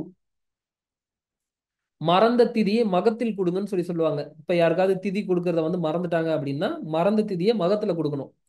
மக நட்சத்திரம் வரக்கூடிய அன்னைக்கு போய் கொடுக்கணும். அப்ப அது கொடுத்துட்டா அது இதுவும் வந்து காம்பன்சேட் பண்ணிக்கலாம் அப்படின்றது. இந்த மாதிரி நிறைய சில விஷயங்கள் இருக்கு. அப்ப திதிக்கும், அப்ப இந்த நாள் அன்னைக்கு இந்த திதி வேலை செய்யுதான்னா எஸ், வேலை செய்யுது, வேலை செய்யுது. இது எப்படிங்க ப்ரூவ் பண்ண முடியுமா அப்படின்னா, ப்ரூவ் பண்ணலாமே தாராளமா. நானே இப்போ நான் உங்களுக்கே சொன்னா புரியும். மற்ற நாட்கள்லாம் ஒன்றும் பெருசா சொல்ல மாட்டாங்க, வெளியே வராதீங்க போவாதீங்க அதை பண்ணாதீங்க இதை பண்ணாதீங்கலாம் சொல்ல மாட்டாங்க. ஆனா இந்த சூரிய கிரகணம், சந்திர கிரகணம் அப்படின்னு இருக்கும்போது மட்டும் இதுல விட்டு வெளியே வந்துடாதீங்க, வெறும் கண்ணால பாத்துறாதீங்க, பிரெக்னென்ட் லேடிஸ்லாம் வெளியே வரக்கூடாது, இருக்கக்கூடிய பாத்திரத்துல எல்லாத்துலயும் தண்ணியில எல்லாத்துலயுமே வந்து தர்மப்புல்ல போட்டு வைங்க, இந்த மாதிரி நிறைய விஷயங்கள் சொல்லப்படுது. ஆமாவா இல்லையா? அப்ப எப்படி அந்த நாள்ல மட்டும் கரெக்டா அந்த போயிட்டு சந்திரன் வந்து போய் மறையுது, சூரியனுக்கு இடையில அந்த பூமி வந்து மறையுது, எப்படி இதெல்லாம் நடக்குது அப்படின்னா, இது இயற்கையில இருக்கக்கூடியது. இது எல்லாத்தையுமே கணிச்சு இந்த நேரத்துல செஞ்சா இதுக்கு இவ்வளவு பவர்னு ஒரு விஷயத்தை எடுத்து கொடுத்துட்டாங்க முன்னோர்கள், சுலபமா, நம்மளுக்கு ஈஸியா. அதுதான் ஒரு ஒரு பண்டிகையாக நம்ம செலிப்ரேட் பண்றோம். புரியுதா நான் சொல்றது? ஒரு ஒரு பண்டிகையாக நம்ம செலிப்ரேட் பண்றதுக்கான விஷயம், முன்னோர்கள் சொன்ன விஷயத்துக்கு பின்னாடி அவ்வளவு காரணங்கள் இருக்கு. அப்ப சித்ரா பௌர்ணமி அப்படின்னும் போது, இந்த பௌர்ணமி தினத்தன்று உங்களோட கர்ம வினைகளை அழிப்பதற்கு மிகப்பெரிய ஒரு வாய்ப்பு இருக்கு. என்ன பண்ணணும் அதுக்கு? நீங்க தியானம் செஞ்சு மன்னிப்பு கேட்டு, மன்னிப்பு எப்படி இருக்கணும்? ஆத்மார்த்தமா இருக்கணும். எப்பி இன்றைய ஒரு நாள்ல மன்னிப்பு கேட்டா முடிஞ்சிருமான்னு கேட்காதீங்க. தினமும் உங்களோட வாழ்க்கையில இது எல்லாமே இருந்துகிட்டே நடந்துகிட்டே இருக்கணும். ஒரு ஒரு கணமும் நடந்துகிட்டே இருந்துச்சுன்னா எப்பயுமே நீங்க சித்ரா பௌர்ணமி தான், எப்பயுமே உங்களுக்கு மகா சிவராத்திரி தான், எப்பயுமே உங்களுக்கு அக்ஷய திருதியை தான், எல்லாமே எப்பயுமே நடக்கக்கூடியதுதான். புரியுதா? அன்னைக்குன்னு செய்யறதை விட தினமும் செய்யும் போது அது உங்களுக்கு இன்னும் மென்மேலும் பல மடங்கு உங்களுக்கு இது அதிகரிச்சுக்கிட்டே போகும். அப்ப பாருங்க, இந்த பௌர்ணமி அப்படின்னும் போது மிகப்பெரிய ஒரு பவர் இதுக்கு, மிகப்பெரிய பவர். இப்போ இந்த போன வாட்டி சித்ரா பௌர்ணமிக்கு போயிருந்தேன், இதுக்கு திருவண்ணாமலைக்கு. அடி எடுத்து லைட்டா அப்படிதான் வைக்க முடியும், அடுத்து திரும்ப அப்படிதான் வைக்க முடியும், அப்படிதான் வைக்க முடியும். ஒரு ஒரு 10 அடி எடுத்து வைக்கிறதுக்கு ஒரு 10 நிமிஷம் ஆகுது. அடேங்கப்பா. போய் கம்முன்னு ஒரு லெஃப்ட் எடுத்து, ஒரு வரப்பு இருந்தது, மொத்த கூட்டமும் அந்த வரப்பு, ஒரு பெரிய இடம், நடக்க முடியலன்னு மொத்த கூட்டமும் அந்த வரப்பு கிட்ட படுத்திருந்தது. சரி, நானும் போய் அப்படியே உட்காந்தேன். டவரும் கிடைக்கல, யாரையும் கான்டாக்டும் பண்ண முடியல, மொத்த கூட்டமும் ஒரே இடத்துல வந்தா. இவ்வளவு நாளா அவங்களுக்கு திருவண்ணாமலையே தெரியல, இவ்வளவு நாளா யாருக்கும் கண்ணில் படாத திருவண்ணாமலை கரெக்டா இந்த மகா சிவராத்திரிக்கோ இல்ல வந்து சித்ரா பௌர்ணமிக்கோ வந்து கண்ணில் படுது, இல்ல புனிதமான ஸ்தலங்கள் எல்லாத்துக்குமே கண்ணில் படுது. நான் என்ன கேட்கறேன்னா, இது நார்மலா போயிட்டு வந்தீங்கன்னா இறைவனே பார்ப்பாரு, ஒரு வாட்டி போனா இறைவன் பார்ப்பாரா? இல்ல தினமும் அவரை போயிட்டு நீங்க வணங்கிட்டே வரீங்க, அப்பப்போ சும்மா அட்டண்டன்ஸ் போட்டுட்டே இருந்தீங்கன்னா இறைவன் உங்களை பார்ப்பாரா? இப்போ ஒன்றும் இல்லை. உள்ள நேஹாவோ இல்ல பிரதீபாவோ இல்ல லக்ஷ்மியோ யாரோ இருக்கீங்க, ஓகே, டெய்லி வந்துட்டு எப்படிமா இருக்கீங்க, நல்லா இருக்கீங்களா, சாப்பிட்டீங்களா இப்படின்னு கேட்டு நான் போறேன்னா, என் மேல உங்களுக்கு ஒரு தனி பாண்ட், ஒரு பாண்டிங் ஒன்று கிரியேட் ஆகும். ஓகே. இப்ப சும்மா இன்னொருத்தர் வந்துட்டு என்னம்மா சாப்பிட்டீங்களா இப்படின்னு ஒருத்தர் இன்னைக்கு கேட்டு போறேன்னா, இப்போதைக்கு உங்களுக்கு பரவாயில்ல கேட்டாருன்னு இருக்கும், அவ்வளவுதான். ஆனா அதே நாள்ல நான் வந்தேன்னு வைங்களேன், என்ன பண்ணுவீங்க? ஏய் வாங்க வாங்க வாங்க, எப்படி இருக்கீங்க, நல்லா இருக்கீங்களா நீங்க கேட்பீங்க. எஸ் வரணும். அப்ப என்னன்னா, உங்களுக்கும் எனக்கும் இருக்கக்கூடிய பாண்டிங் எப்படி கிரியேட் ஆச்சுன்னா, நான் அடிக்கடிக்கு அப்பப்போ உங்ககிட்ட நான் அடிக்கடிக்கு உங்ககிட்ட அட்டெண்டன்ஸ் போட்டுக்கிட்டே இருக்கிறேன். இப்ப இந்த விஷயத்த நீங்க அட்டெண்டன்ஸ் போடணுமா போடக்கூடாதா? அப்பப்போ பார்க்கும்போது மட்டும் இப்படி வணக்கம் வச்சுட்டு போனா எப்படி அவரை? புனிதமான நாட்கள்ல மட்டும் உனக்கு ஒரு வணக்கத்தை வைக்கிறேன், மீதி நாள்ல எல்லாம் நீ என்ன பாத்துக்கோ, எனக்கு நீ வணக்கத்தை வைன்றீங்க. எப்படி? ஒரு நாள் அவர் வணக்கம் வச்சா மீதி இருக்கக்கூடிய நாட்கள் எல்லாம் அவர் உங்களுக்கு வணக்கம் வைக்கணும். அந்த வணக்கம் எப்படி இருக்கணும்? பணமாக, பொருளாக, மன நிம்மதியாக வந்து சேரணும்னு நினைக்கிறீங்க. அப்படிதானே? ஒரே ஒரு நாள்ல போயிட்டு அட்டெண்டன்ஸ் போட்டு வந்தா எப்படி? அதான் வேடிக்கை கூட சொல்லுவோம் சில இடத்துல, இறைவா நானும் உன்னை தேடி தேடி வரேன், உன்னை இவ்வளோ வணங்குறேன், என்னென்னமோ உனக்காக நான் இது பண்றேன், டெய்லி உன்னை பார்க்காத நாள் இல்லை, உனக்கு வணங்காத நாள் இல்லை, எனக்கு மட்டும் ஏன் இவ்வளவு பெரிய சோதனை அப்படின்னு ஒண்ணு கடவுளே இறங்கி கேட்டாராம். கடுப்பாயிட்டாரு. டேய், என்னைக்கு நீ என்னை தேடி வந்திருக்க, என்னைக்கு எனக்காக நீ ஏதோ ஒரு விஷயம் பண்ணியிருக்கிற, ஏதோ நீ அப்படி பண்ணிட்டு, ஏன்னா நம்ம அவர்கிட்ட தான் ஈஸியா கேள்வி கேட்டுருவோம் திரும்ப, ஏன்னா அவர் திரும்ப கேள்வி கேட்க முடியாதுன்னு. உண்மையாவே நீங்க யோசிச்சு பாருங்க, உண்மையா பட்டுன்னு ஒரு கடவுள் முன்னாடி தோன்றி நீங்க கேட்கிற பிரேயர்ஸ்க்கெல்லாம் ஒரு கேள்வி கேட்டாரா, நீங்க கேட்கக்கூடிய பிரேயர்ஸை வைக்கக்கூடிய பிரேயர்ஸை நீங்க வைக்க மாட்டீங்க. நீ என்ன பண்ணி சாதிச்சிட்டேன்னு நீ என்கிட்ட வந்து இதை கேட்கறன்னு அவர் கேட்பாருன்னு உங்களுக்கு தோணுச்சுன்னா நீங்க அந்த விஷயத்த கேட்க மாட்டீங்க. ஆமாவா இல்லையா? இறைவா நான் பண்ணக்கூடிய இவ்வளவு புண்ணியத்துக்கு நிறுத்து அப்படின்னுவாரு. நிறுத்து, என்ன புண்ணியம் பண்ண? இல்ல அந்த புண்ணியம் அவர்கிட்ட நீங்க பேசவே முடியாதுன்னும் போது விட்டுருவீங்க, ஐயோ நான் எதுவுமே கேட்கல அப்படின்னு. அப்போ என்ன பண்ணாராம், நானும் இவ்வளவு பண்றேனே அவ்வளவு பண்றேனே, டேய் நீ என்னைக்கு என்கிட்ட வந்து பேசியிருக்க, நீ என்னைக்கு என்கிட்ட வந்து வணங்கி இருக்கிற, இல்ல எனக்காக என்ன வந்து பண்ணிருக்க, நீ எனக்காக கூட இல்ல மற்ற உயிர்களுக்காக என்ன பண்ணிருக்க, என்ன அப்படி கேட்டீங்க? தினமும் நான் ஆபீஸ் போகும்போது, தினமும் தினமும் நான் ஆபீஸ் போகும்போது 365 நாளும் உன்னை பார்த்து வணங்கிட்டு தான் போறேன் அப்படின்னு ஒண்ணு அவரு கேட்டாராம். ஏது இப்படி இந்த தெருமுக்குல திரும்பும் போது உன்னோட கைக்கே 4 வாட்டி நீயே முத்தம் வைப்பி அதுவா அப்படின்னாராம். எப்படி? இந்த தெருமுக்குல திரும்பும் போது உன்னோட விரலுக்கே நீயே ஒரு 4 முத்தத்தை கொடுத்துட்டு கிளம்பியோ அதுவா அப்படின்னாராம். அப்ப போய் மத்தவங்க நல்லா இருக்கணும்னு வேண்டது இல்ல, அது என்னன்னா சப்கான்சியஸ்ல பதிவாயிடுச்சு. அதை பார்த்தா இப்படி ஒரு முத்தத்தை கையில கொடுக்கணும்ன்றது பதிவாகி போச்சு. இப்ப என்ன மன ரீதியான இங்க மாற்றங்கள் நிகழ்ந்துச்சு இங்க பாருங்களேன். ஒரு கோவிலுக்கு நீங்க போறீங்கன்னா, கோவிலுக்கு போகும்போது என்ன நடக்கணும்? என் மனம் அமைதியாகணும், நான் எந்த சிந்தனையும் பெருசா சிந்திக்க கூடாது, என் மனம் அங்க ஒருநிலைப்படணும். அந்த மனம் ஒருநிலைப்படும் போது அங்க இருக்கக்கூடிய அந்த நறுமணங்களா இருக்கட்டும், அங்க ஏத்தக்கூடிய விளக்கா இருக்கட்டும், அது எல்லாமே ஒரு விஷயத்தை எனக்கு இங்கே கிரியேட் பண்ணும். மனம் அமைதி பெறும் போதே எனக்கான புதிய விஷயங்கள் பிறக்கும்.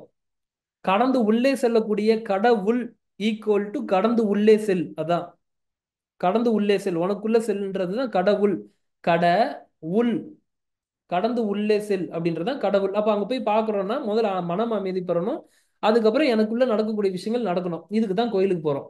ஆனா இப்ப என்ன பண்றோம்னா, கோயிலுக்கு வெளியவே இருந்துட்டு ஒரு வணக்கத்தை அப்படி சொல்லிட்டு வச்சா இப்ப இங்க என்ன நடந்துச்சு? அதே மனம் எவ்வளவு வேகமா ஓடிச்சோ, மனம் நிற்கவே இல்லை. மனம் நின்றாதான் அங்க ஒரு விஷயமே நடக்கும், அற்புதங்களே நிகழும்.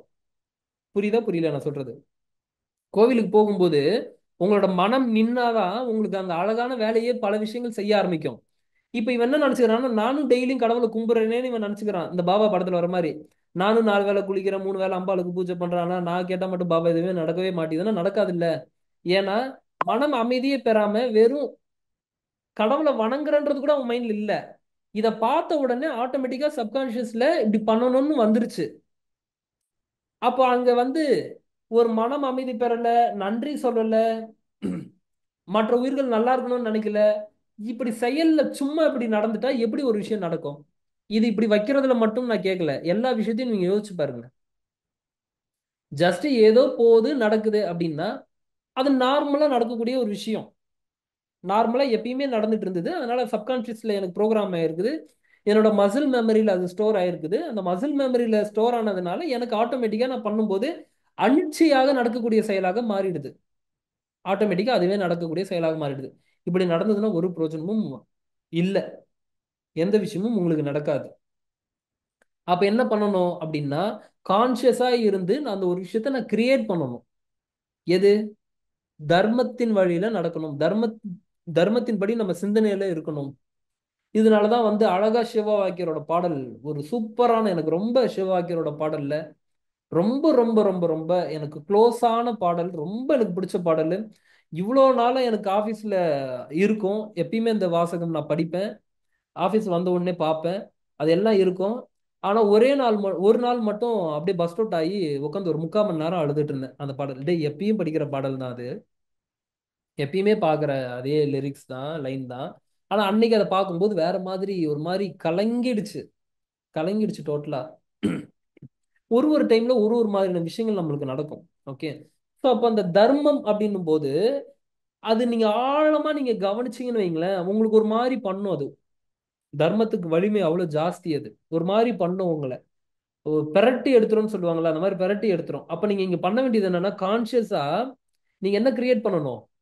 தர்மத்தை நான் எப்படி அதிகமாக சேர்க்கிறதுன்றது நீங்க கிரியேட் பண்ணணும். எப்படி இந்த பாயிண்ட்ஸ் நான் ஆட் பண்றதுன்றது சேர்க்கணும். பேங்க்ல பேலன்ஸ் இருந்தா இங்க ஓகே, வேற லெவல்ல மதிப்பெண் எல்லாம் பண்ணுவான், ஓகே. பட் இங்க இருந்து நம்ம எக்ஸிட் ஆகும்போது பேங்க் பேலன்ஸை இறைவன் பார்க்க போறது இல்ல. சூட்சமமாக வச்சிருக்கக்கூடிய பேலன்ஸை அவர் எடுத்து செக் பண்ண ஆரம்பிப்பாரு. அப்ப அது செக் பண்ணும்போது எம்டி அப்படின்னா போ, போறோம் போ, நெக்ஸ்ட் வா அப்படின்றவாங்க.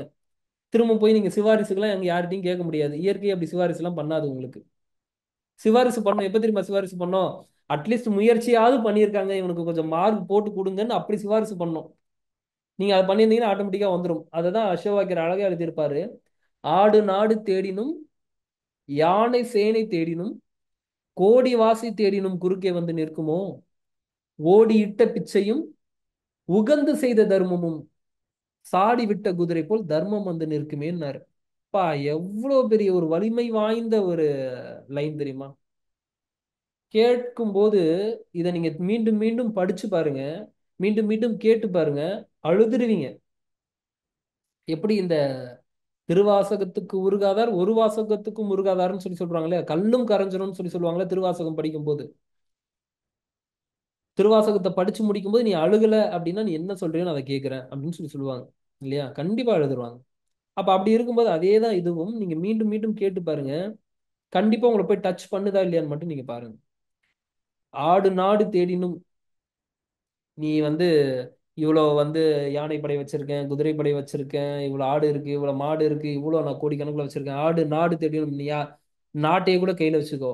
ஆடு நாடு தேடினும், யானை சேனை தேடினும், யானை படை வச்சிருக்கேன், குதிரை படை வச்சிருக்கேன் தேடினும், கோடி வாசி தேடினும், நான் உட்காந்து நான் வந்து தவம் பண்றேங்க, நான் மிகப்பெரிய தவ யோகி நானு, நான் வந்து வாசி யோகம் பண்றேன், அந்த யோகம் பண்றேன், இந்த யோகம் பண்றேன். கிட்டத்தட்ட நான் இதை வந்து ஒரு 28 இயர்ஸா இருக்கேங்க.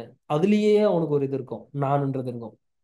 இது நான் வந்து 28 இயர்ஸ் இருக்கேன், 32 இயர்ஸ் இருக்கேன். ஸோ நான் வந்து இந்த மாதிரி வேற லெவலுங்க. நான் அதெல்லாம் படிச்சிருக்கேன், நான் இதெல்லாம் படிச்சிருக்கேன். கிட்டத்தட்ட நான் வந்து ஒரு 10 குருமார்கள், ஒரு 40 குருமார்கள்ட்ட நான் போயிட்டு வந்துட்டேன். இப்படி போய் போய் என்ற நானுன்றதை அழியிடான்னா, இதெல்லாம் போய் போய் நானுன்றதை ஏத்தி வச்சிருக்கான். அப்ப அங்க என்ன சொல்றாங்கன்னா, கோடி வாசி தேடினும் நீ இப்படிலாம் கோடி கணக்குல நீ வாசியை தேடினாலும் குறுக்கே வந்து நிற்குமோ? குறுக்க வந்து நிற்குமா? நிற்காது. எது நிற்கும் அப்படின்னா, எது நிற்கும்? எது நிற்கும்? தர்மம் நிற்கும். அதை எவ்வளவு அழுத்தி சொல்றாரு அப்படின்னா, குறுக்கே வந்து நிற்குமோ? ஓடி இட்ட பிச்சையும், நீ ஓடி இட்டல பிச்சை, ஓடி இட்ட பிச்சையும் உகந்து செஞ்சல தர்மம், மனமுகந்து செஞ்சல. சரி, இந்த ஒரு உயிர் வாடுது, இந்த உயிருக்கு ஏதாவது கொடுப்போன்னு சொல்லி மனமுகந்து செஞ்சல தர்மம், மனமுகந்து செய்த தர்மமும் சாடி விட்ட குதிரை போல். அப்படின்னா கலட்டி விட்ட குதிரை எவ்வளவு வேகமா ஓடி வரும்? நம்ம ஒரு ஸ்பீடை கால்குலேட் பண்றா இருந்தாலே குதிரையை வச்சுதான் கால்குலேட் பண்ணுவோம். ஹார்ஸ் பவர் அப்படின்னு சொல்லி சொல்லுவோம். அப்ப ஹார்ஸ்க்கு அவ்வளவு ஒரு பவர் இருக்கு. நிக்காம ஓடிக்கிட்டே இருக்கும் குதிரை, தெரியுமா? நிற்காம எவ்வளவு தூரம் நீங்க ஓட வச்சீங்கனாலும் ஓடிக்கிட்டே இருக்கும் குதிரை. அப்போ சாடி விட்ட குதிரை போல் தர்மம் வந்து நிற்குமே. அவ்வளவு வேகமா குதிரை வந்து நிற்கிற மாதிரி இந்த தர்மம் முன்னாடி வந்து நிற்குமா? உங்களுக்கு சித்திரகுப்தன் முன்னாடி வந்து நிற்பாரா? ம்? சித்ரா போற நீங்க உட்காந்து மெடிடேஷன் பண்ணா மேபி நிற்பாருன்னு நினைக்கிற தம்பின்னு நீங்க கேக்குறீங்க.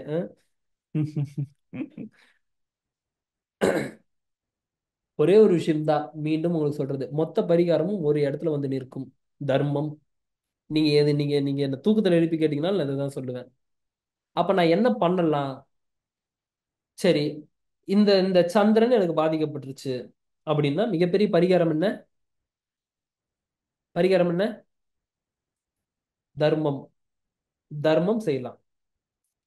சரி, அதை தாண்டி எனக்கு ஏதாவது சின்ன சின்ன விஷயங்கள் இருந்தாலும் கோயில் போனாதான் நான் வேற மாதிரி இருக்கு, ஏதாவது சொல்ல முடியுமா அப்படின்னா நோட் பண்ணி வச்சுங்க.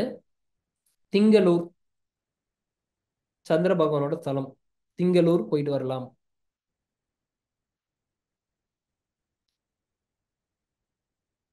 ஓகே, திங்களூர் போயிட்டு வரலாம். அதுக்கப்புறம் சோமங்கலம் சோமநாதீஸ்வரர், சோமங்கலம் சோமநாதீஸ்வரர் ஆலயம் போயிட்டு வரலாம். அங்க போகும்போது என்ன பண்ணலாம் அப்படின்னா விளக்கு போடலாம். அந்த விளக்கு தேங்காயை உடைச்சு, தேங்காயை உடைச்சு வச்சுட்டு தேங்காய் எண்ணெயில நீங்க விளக்கு போடலாம். தேங்காய் எண்ணெய் உடைச்சு, தேங்காய் உடைச்சு, தேங்காய் உடைச்சு வச்சு தேங்காய் எண்ணெயில நீங்க விளக்கு போடலாம். இது பண்ணும்போது சந்திரன் பலம் பெறும். ஃபர்ஸ்ட் விஷயம். சரி, ரெண்டாவது என்ன அப்படின்னா சந்திரன் எப்படி பலம் படுத்துறது அப்படின்னா பச்சை அரிசியை தானமாக கொடுக்கணும். என்னது? பச்சை அரிசியை தானமாக கொடுக்கணும். இதுலயும் பாருங்க தானம் தான் வந்து இருக்கும். பச்சை அரிசி, அது ஏன் ஏன் பச்சை அரிசின்னு சொல்றீங்க அப்படின்னா சந்திரனுக்கு உகந்தது அந்த தானியத்துல அரிசி, அதனால பச்சை அரிசியை நம்ம கொடுக்கணும், தானமாக கொடுக்கணும். அரிசியை கொடுக்க முடியல அப்படின்னா பொங்கல் வச்சு கொடுங்க. வெண்பொங்கல் இருக்குல்ல, வெண்பொங்கல் வச்சு கொடுக்கலாம். இதை நீங்க பண்ணும்போது வேற லெவல்ல உங்களுக்கு சந்திரன் பலம் பெறும். அடுத்து சந்திரன் மூலிகைன்னு ஒரு மூலிகை இருக்கு. சாப்பிட்றது கிடையாது, போட்டுக்கிறது.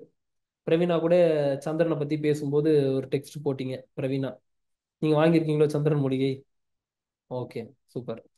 ஸோ சந்திரன் மூலிகை, அந்த மூலிகை என்ன பண்ணும் அப்படின்னா நம்மளோட கிரகத்தோட பலவீனத்தை குறைச்சு அதை பலப்படுத்தும். எப்படி பலப்படுத்தும் அப்படின்னா அந்த மூலிகைன்றது வந்து அந்த கிரகத்திற்கு உண்டான வேர். நம்மளோட கிளாஸ் அட்டன் பண்ணியிருந்தீங்கன்னா தெரிஞ்சிருக்கும் எத்தனை பேர் எவ்வளவு ஃபீட்பேக்ஸ் கொடுத்தாங்க அப்படின்னு சொல்லி தெரிஞ்சிருக்கும். பல பேர் இந்த மூலிகை வாங்கி அவங்களுக்கு என்ன விஷயம் நடந்தது, அந்த மூலிகை வாங்கி என்ன விஷயம் நடந்தது. இங்க பாருங்க, ஒரு ஒரு கிரகத்திற்கும் ஒரு ஒரு வேர் இருக்கு, ஒரு ஒரு மூலிகை இருக்கு. சரிங்களா? இப்போ நான் சஜஷன்ஸ்னு சொன்னோன்னா அது பாட்டுக்கு போயிட்டே இருக்கும்.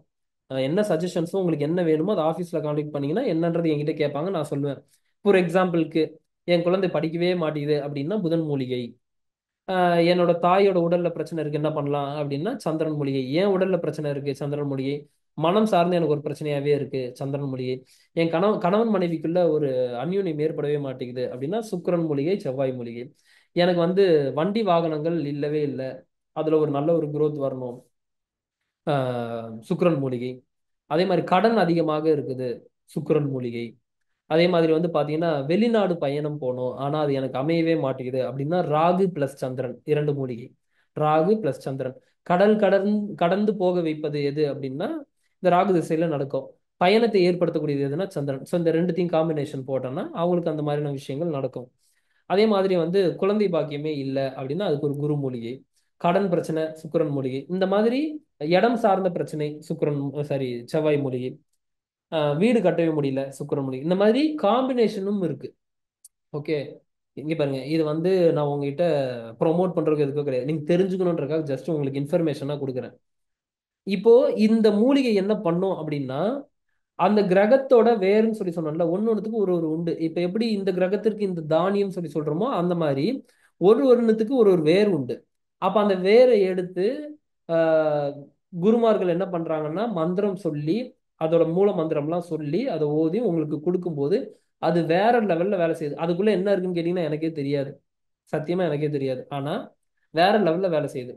எனக்கு வந்து ஜாபே கிடைக்கல அப்படின்னா அதுக்கு வந்து சனி மூலிகை. இப்போ வந்து இப்போ இதுல வரேன் பாருங்க, ஒர்க்கே கிடைக்காம இருக்கும் சனி மூலிகை. எனக்கு ஒர்க் கிடைச்சிருச்சுங்க, ஆனா மேல் இடத்துல இருந்து ஒரு டார்ச்சர், ஒரு ஒரு டார்ச்சர் என்ன பண்ணிக்கிட்டே இருக்கிறாங்க, ஒரு மாதிரி டார்ச்சரா இருக்கு அப்படின்னா சூரியன் மூலிகை. அந்த சூரியன் மூலிகை கொடுத்த உடனே மேல் இடத்துல இருக்கக்கூடிய ப்ரெஷர்லாம் விலகிடும். ஸோ இந்த மாதிரி ஒரு ஒருத்தவங்களுக்கு ஒரு ஒரு வகையான மூலிகை. அது ஒரு ஒரு வகைன்னா என்ன, அந்த கிரகம் எது பாதிக்கப்பட்டிருக்கோ அதுக்கு தகுந்தாற் போலான மூலிகையை பண்ணும்போது நம்மளுக்கு அது ஆக்டிவேட் ஆகும். அப்போ சந்திரன் ஒருத்தருக்கு பலவீனமாக இருந்தால் சந்திரன் மூலிகை அணிந்து கொண்டால் மனம் சார்ந்த பிரச்சனை, உடல் சார்ந்த பிரச்சனை, இது எல்லாமே உங்களுக்கு சரியாகும். புரிஞ்சுதா? பிசினஸ்ல சக்சஸ் பண்ணணும்னா முதல்ல அது என்ன பிசினஸ்ன்னு எனக்கு தெரியணும், அப்பதான் அதை சொல்ல முடியும். எல்லாத்துக்கும் ஒண்ணு கிடையாது. என்ன பிசினஸ்னா அந்த பிசினஸுக்கு தகுந்தாற் போல. இப்போ வந்து ஒரு எக்ஸாம்பிளுக்கு நான் ரியல் எஸ்டேட் பண்றேங்க அப்படின்னா அவங்க செவ்வாய் மூலிகையை வாங்கி போட்டுக்கிட்டாங்கன்னா ரியல் எஸ்டேட் நல்லா நடக்கும். இல்லைங்க நான் வந்து எல்ஐசி இன்சூரன்ஸ் கம்பெனில ஒர்க் பண்றேன் அப்படின்னா அவங்க வந்து புதன் மூலிகை. இல்லைங்க நான் வந்து கடைநிலை ஊழியர்களை வச்சு நான் வந்து வேலை வாங்கிட்டு இருக்கிறேன், அப்ப அதுக்கு நான் என்ன பண்ணலாம் அப்படின்னா அவங்களுக்கு சனி மூலிகை. இந்த மாதிரி ஒன்னொன்னுத்துக்கு டிஃபர் ஆகும் இதுக்கு தகுந்தாற் போல. Okay, ayurvedic hair care treatment business அப்படின்னீங்கன்னா அந்த ஆயுர்வேதிக் சம்மந்தப்பட்டது எல்லாமே வந்து பார்த்தீங்கன்னா கேது சம்மந்தப்படுத்தி வரும். அது நீங்கள் ஆஃபீஸ் நம்பரை காண்டாக்ட் பண்ணுங்க, கரெக்டாக நீங்கள் ப்ராப்பராக என்ன பண்ணுறீங்கன்னு சொல்லுங்க, அதுக்கு தகுந்தாற் போல உங்களுக்கு சஜஸ்ட் பண்ணுவாங்க. ஸோ சிம்பிளாக நீங்கள் புரிஞ்சுக்கிறது என்னன்னா, இந்த மாதிரியான விஷயங்களை செய்யும்போது அந்த கிரகம் உங்களுக்கு பாதிக்கப்பட்டிருந்தால் உங்களுக்கு அது ஆக்டிவேட் ஆகும். ஓகே, இதெல்லாம் நான் முடிச்சுட்டேன். சரி, இன்னும் நான் பலப்படுத்துறதுக்கு என்ன பண்ணலாம் அப்படின்னா, பௌர்ணமி தினம், உங்களுக்கு பௌர்ணமி பௌர்ணமி வருது இல்ல, அந்த பௌர்ணமி தினத்தன்று திருவண்ணாமலை கிரிவலம் முடிந்தவர்கள் யாருனாலாம் முடியுமோ திருவண்ணாமலை கிரிவலம் போயிட்டு வாங்க. வேற லெவல்ல இருக்கும். பிஃபோர் அண்ட் ஆஃப்டராக உங்களோட வாழ்க்கையை பிரிச்சுக்க முடியும். திருவண்ணாமலை கிரிவலம் போயிட்டு வந்தீங்கன்னா பிஃபோர் அண்ட் ஆஃப்டராக உங்களோட வாழ்க்கையை நீங்க பிரிச்சுக்க முடியும். அந்த அளவுக்கு உங்களுக்கு வேலை செய்யும். ஏன்னா திருவண்ணாமலை கிரிவலம் சுத்தி வரும்போது, அந்த மலையை சுத்தி வரும்போது ஏகப்பட்ட விஷயங்கள் நடக்குது. சித்தரோட ஒரு பூமி, சித்தரோட மலைன்னும் போது அதை சுத்தி வரும்போது உங்களுக்கு சந்திரன் ஆக்டிவேட் ஆகும். பிசினஸ் நல்லா நடக்கும், உடல் ரீதியான மாற்றங்கள் வரும், மன தெளிவு ஏற்படும், எல்லாமே உங்களுக்கு ஏற்படும். எங்க திருவண்ணாமலை கிரிவலம் நீங்க போயிட்டு வரும்போது இந்த ஒரு விஷயத்தையும் நீங்க கடைபிடிக்கலாம். அதுக்கப்புறம் பௌர்ணமி தினத்தன்று ஏதாவது ஜீவசமாதி அருகில் இருக்கக்கூடிய ஜீவசமாதிக்கு போயிட்டு வர்றதுன்றது வந்து ரொம்ப சிறப்பான ஒரு விஷயம். இது ஒரு விஷயம். உங்களுக்கு என்னெல்லாம் சொல்றனோ எதெல்லாம் உங்களால் கடைபிடிக்க முடியுதோ கடைபிடிச்சுங்க. அதுக்கப்புறம் தினமும் இந்த கோள்கள் தான் நம்மளுக்கு ஏற்படுத்தக்கூடிய பிரச்சனையே. ஓகே, அந்த கோள்களால் ஏற்படக்கூடிய பிரச்சனைகளை நிவர்த்தி செய்து கொள்வதற்கு வீட்டில் என்ன பண்ணணும், எப்பயுமே எப்பயுமே சண்டை சச்சரவமா இருந்தா சூப்பரா இருக்கும். அதனால கணவனை வந்து மனைவி திட்டுறதும், மனைவி வந்து கணவன் திட்டுறதும் எல்லாரும் அசிங்கமா கேட்டுக்கிட்டே இருக்கிறது, காதை மூடி கேட்கிற அளவுக்கு இருக்கணும் வீடு. அப்படியா? நல்ல சப்தம் ஒலிக்கணும் வீட்டுல. அப்ப என்ன ஒலிக்கணும்? ஓம்காரம் போட்டு விடலாம். அதுக்கப்புறம் வந்து பாத்தீங்கன்னா கோளறு பதிகம்னு ஒரு பதிகம் இருக்கு. கோள்களால் ஏற்படக்கூடிய பிரச்சனைகள் நீங்குவதற்கு கோளறு பதிகம். இந்த கோளறு பதிகத்தை கேட்கலாம். ஓகே, இந்த விஷயமும் சொல்லிட்டேன். இப்ப பாருங்க, அப்பப்போ எனக்கு வர்றதை சொல்லிட்டே இருக்கேன், திரும்ப எனக்கு கேட்டீங்கன்னா கூட எனக்கு தெரியாது. கோள்களால் ஏற்படக்கூடிய பிரச்சனைகள் நீங்குவதற்கு கோளறு பதிகம் கேட்கலாம். திருவாசகம் கேட்கலாம். திருவாசகம் கேட்கலாம். அடுத்து வரேன், எத்தனை பேர் வீட்டுல விளக்கேத்துறீங்க? தினமும் விளக்கேத்திடுவேன், நிஜமாவா? சரி, சூப்பர். என்ன விளக்கு ஏத்துறீங்க? அகல் விளக்குன்னு சொல்லுவாங்க. எந்த எண்ணெயில ஏத்துறீங்க? 2 டைம்ஸ் ஏத்துறீங்க. ஓகே, காலையில ஈவினிங் ஏத்துறீங்க. ஓகே. எந்த எண்ணெயில விளக்கு ஏத்துறீங்க? சரி, செசமி ஆயில்ல ஏத்துறீங்க. ஓகே. நல்லெண்ணெய். ம். ஓகே. 3 வகையான எண்ணெயை கடைபிடிக்கணும். இதுக்கப்புறம் உங்ககிட்ட பக்கத்துல கிடைச்சதுன்னா வாங்கிக்கிங்க. பட் பியூரா இருக்கணும். பியூரா இருந்தாதான் அது அந்த மாதிரியான விஷயங்களை கிரியேட் பண்ணும். 3 mixed oil. Yes Monica. Oh, already class attend பண்ணவங்களுக்கு தெரியும். மோஸ்ட்லி கிளாஸ் அட்டன் பண்ணவங்களுக்கு இந்த ஆயில் பத்தி கண்டிப்பா தெரிஞ்சிருக்கும். ஏன்னா இந்த ஆயில் பத்தி நான் தெரிஞ்சுக்கிட்டு அதை ஏத்தும் போது வேற மாதிரியான மாற்றங்கள் நிகழ்வதை பார்த்து அதுக்கப்புறம் நான் நிறைய வந்து ஷேர் பண்ணும்போது வெளியே கிடைக்கல, நீங்களே வந்து பண்ணி கொடுக்கணும் போது நான் எனக்காக பண்ணதை அதுக்கப்புறம் சொல்லி அது டோட்டலாக அழைக்கிறான் மாதம்ல ஒரு ஆயில் அது ஒரு தனியாக ஒரு இதுவாகவே கிரியேட் ஆயிடுச்சு, ஒரு ப்ராடக்டாகவே கிரியேட் ஆயிடுச்சு. ஸோ இது நல்ல ஒரு விஷயத்த கொடுக்குது, நல்ல ஒரு விஷயத்த கிரியேட் பண்ணுது. என்னன்னா நல்ல எண்ணெய், ஆனால் பியூரா செக்ல ஆட்டினதான்னு பார்த்துங்க. அதில் என்ன பண்ணுறாங்கன்னா, உங்களுக்கு உண்மையை சொல்கிறேன், நான் பார்த்த விஷயம். ஒருத்தர் வந்து செக்கு, ஓகே, ஆயில் இது வச்சிருந்தாரு, செக்ல ஆட்டுற எண்ணெய் இது வச்சிருந்தாங்க. ஒரு அவர் கொடுக்கக்கூடிய எண்ணெய் வந்து பாத்தீங்கன்னா 400 ரூபாய் 500 ரூபாய் பர் லிட்டரு. நான் போய் கேட்குறேன், என்னங்க நீங்க வெளியெல்லாம் வந்து ஒரு ஈஸியா 200 300க்கு கொடுக்குறாங்க, நீங்க வந்து இவ்வளோ ரேட் சொல்றீங்க, அப்ப அவங்க ஏதோ ஒரு விஷயத்த பண்ண முடியுதுல்ல, அப்ப நீங்களும் அதை பண்ணி கொடுங்க, மக்களுக்கு உதவியா இருக்கணும் அப்படின்னா. அப்பதான் அவர் வந்து ஒரு விஷயத்த கூட்டி கொண்டு போய் காட்டுறாரு. இப்ப எப்படி இந்த பொய்யான பன்னீர் வருது பாத்தீங்களா? இப்போ ஃபேக் பன்னீர் பாத்தீங்களா? ஃபேக் பன்னீர் பாத்தீங்களா இல்லையா? 4500 கிலோ இப்போ பிடிச்சாங்க ஃபேக் பன்னீர். நீங்க சாப்பிட்ற பன்னீர் எல்லாம் நம்ம வெஜ்ஜுன்னு சொல்லிட்டு சாப்பிட்டுக்கிற பன்னீர் எல்லாம் பன்னீரே கிடையாது. அது எதோ அது இதுன்ட்டு ஏதோ மிக்ஸ் பண்ணி ஒரு பன்னீர் மாதிரி ரெடி பண்றான்.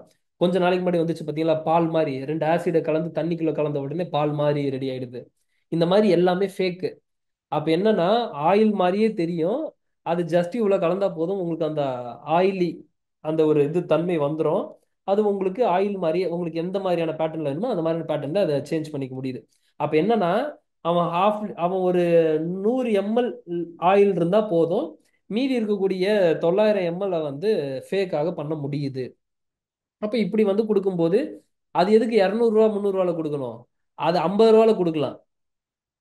அப்படிதான் வந்து கிரியேட் பண்றாங்க. ஸோ அதனால உங்களோட அருகாமையில் இருக்கக்கூடிய கரெக்டான பர்சனான்னு பார்த்து வாங்கிக்கிங்க. அப்படி பண்ணா இங்க பாருங்க, ஒரு ஒரு வாசனைக்கும் ஒவ்வொரு பொருளுக்கும் ஒரு ஒரு தேவதையை வசியம் பண்ணக்கூடிய ஒரு தன்மை இருக்கு.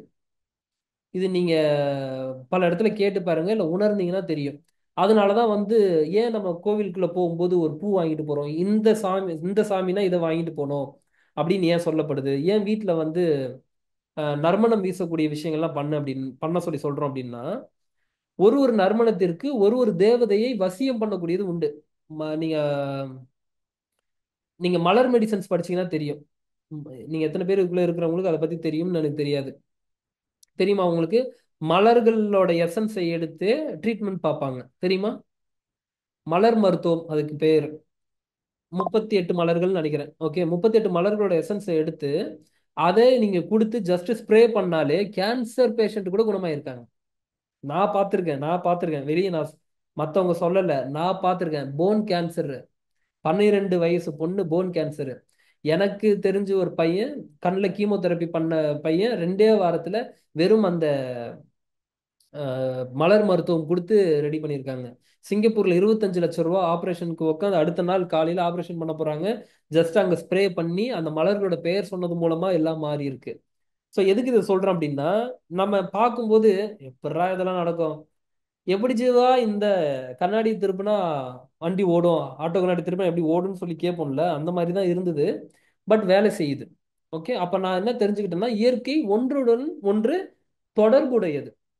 இப்ப இங்க ஏற்படுதுன்னா இந்த இதோட இது வந்து தொடர்புல இருக்குன்னு அர்த்தம். அப்போ ஒரு ஒரு நறுமணத்திற்கு ஒரு ஒரு தேவதையை வசியம் பண்ணக்கூடிய ஒரு விஷயம் இருக்கு அப்படின்னும் போது, நீங்க ஏதோ ஒரு ஒரு நறுமணமே இல்லாதன்னு கூட விட்டுருங்க, தேவையில்லாத ஒரு விஷயத்த நீங்க அங்க ஏத்தும் போது அந்த நெகட்டிவிட்டி உங்களுக்கு ஜாஸ்தி ஆகுறதுக்கு ஒரு வாய்ப்பு இருக்கும். புரியுதா நான் உங்களுக்கு சொல்றது? ஒரு எதுவுமே பண்ணாம இருந்துட்டா கூட பிரச்சனை இல்லை. ஏதாவது பண்ணி எதுக்கு நம்ம இன்னும் அதிகமா தேடிக்கணும் அப்படின்றதுக்காக ஒரு சரியான ஒரு ஆயிலை பயன்படுத்துறதுன்றது வந்து பெஸ்டா இருக்கும். அப்போ 3 வகையான ஆயில். ஒன்று நல்லெண்ணெய், இன்னொன்று இலுப்பை எண்ணெய், இன்னொன்று புங்கன் ஆயில், புங்க புங்கன் எண்ணெய். இந்த 3 வகையான எண்ணெயை சம அளவுல கலந்து என்ன பண்ணணும்? சம அளவுல கலந்து தினமும் நீங்க வீட்டுல விளக்கேத்தி வச்சுட்டு வரும்போது, நம்ம கிட்ட வாங்கி ஃபீட்பேக் கொடுத்தவங்களோட நிறைய ஃபீட்பேக்ஸ் இருக்கு. லலிதா பிருந்தாவே உள்ள இருக்காங்க. அதுக்கு சொல்ல சொன்னா ஒரு அரை மணி நேரம் நம்ம வந்து என்னென்னலாம் நடந்ததுன்னு சொல்ல சொன்னா அவங்க பாட்டுக்கு சொல்லிட்டே இருப்பாங்க. அவ்வளவு விஷயங்கள் இருக்கு. லலிதா ஒரு ஒரு வாட்டியும் ஒரு ஒரு விஷயம் பண்ணும்போது, ஒரு ப்ராடக்ட்ஸும் வாங்கி எக்ஸ்ப்ளோர் பண்ணும்போது ஒரு ஒரு ஃபீட்பேக் கொடுப்பாங்க. ஓகே. ஸோ பேச வைக்கிறது இங்கே மேட்டர் இல்லை, உங்ககிட்ட இது பண்றது கிடையாது. நான் இப்பயும் சொல்றேன், என்கிட்ட வாங்கன்ற அவசியமே கிடையாது. என்னையே மறந்துருங்க நீங்க.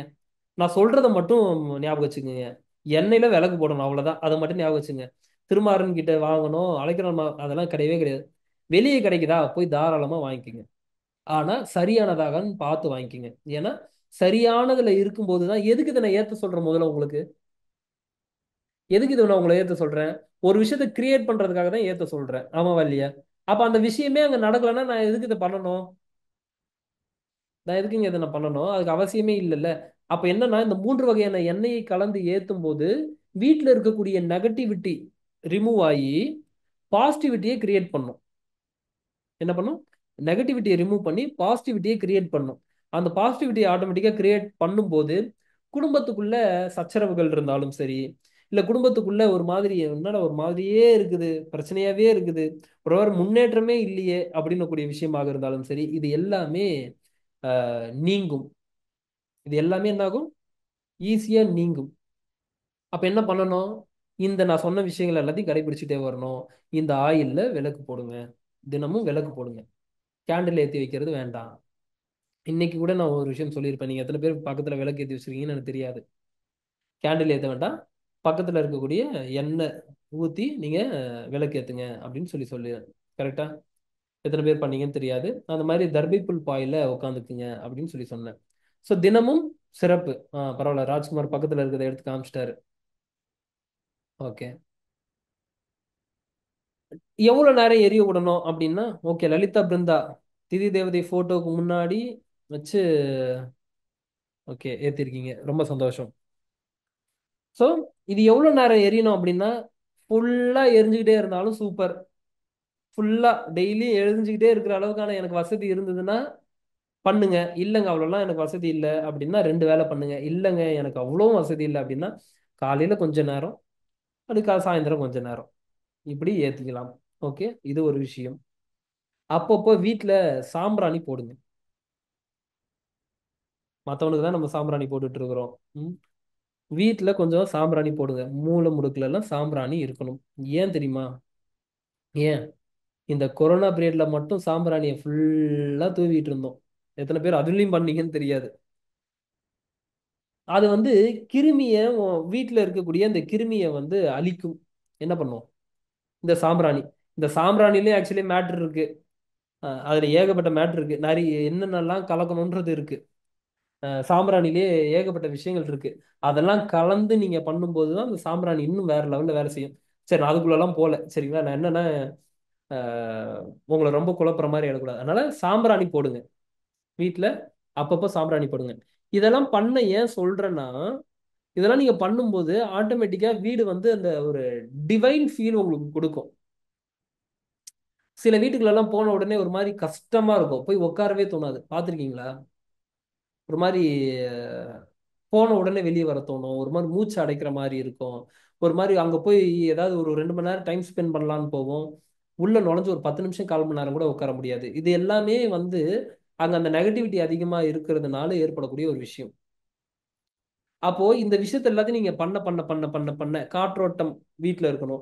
இது எல்லாத்தையும் நீங்க பண்ண பண்ண என்ன ஆகும்னா, அந்த ஒரு பாசிட்டிவிட்டி கிரியேட் ஆகும்போது அந்த ஆறாலையும் நீங்க அந்த பாசிட்டிவிட்டிக்குள்ளே நீங்க இருக்கும்போது உங்களோட ஆறா கிளென்ஸ் ஆகும்.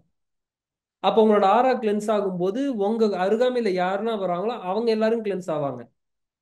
இப்போ ஒன்றும் இல்லை, வீட்ல சண்டை நடக்குதுன்னு வச்சுப்போம். வீட்ல ஒரு பிரச்சனை நடக்குது, சண்டை நடக்குது.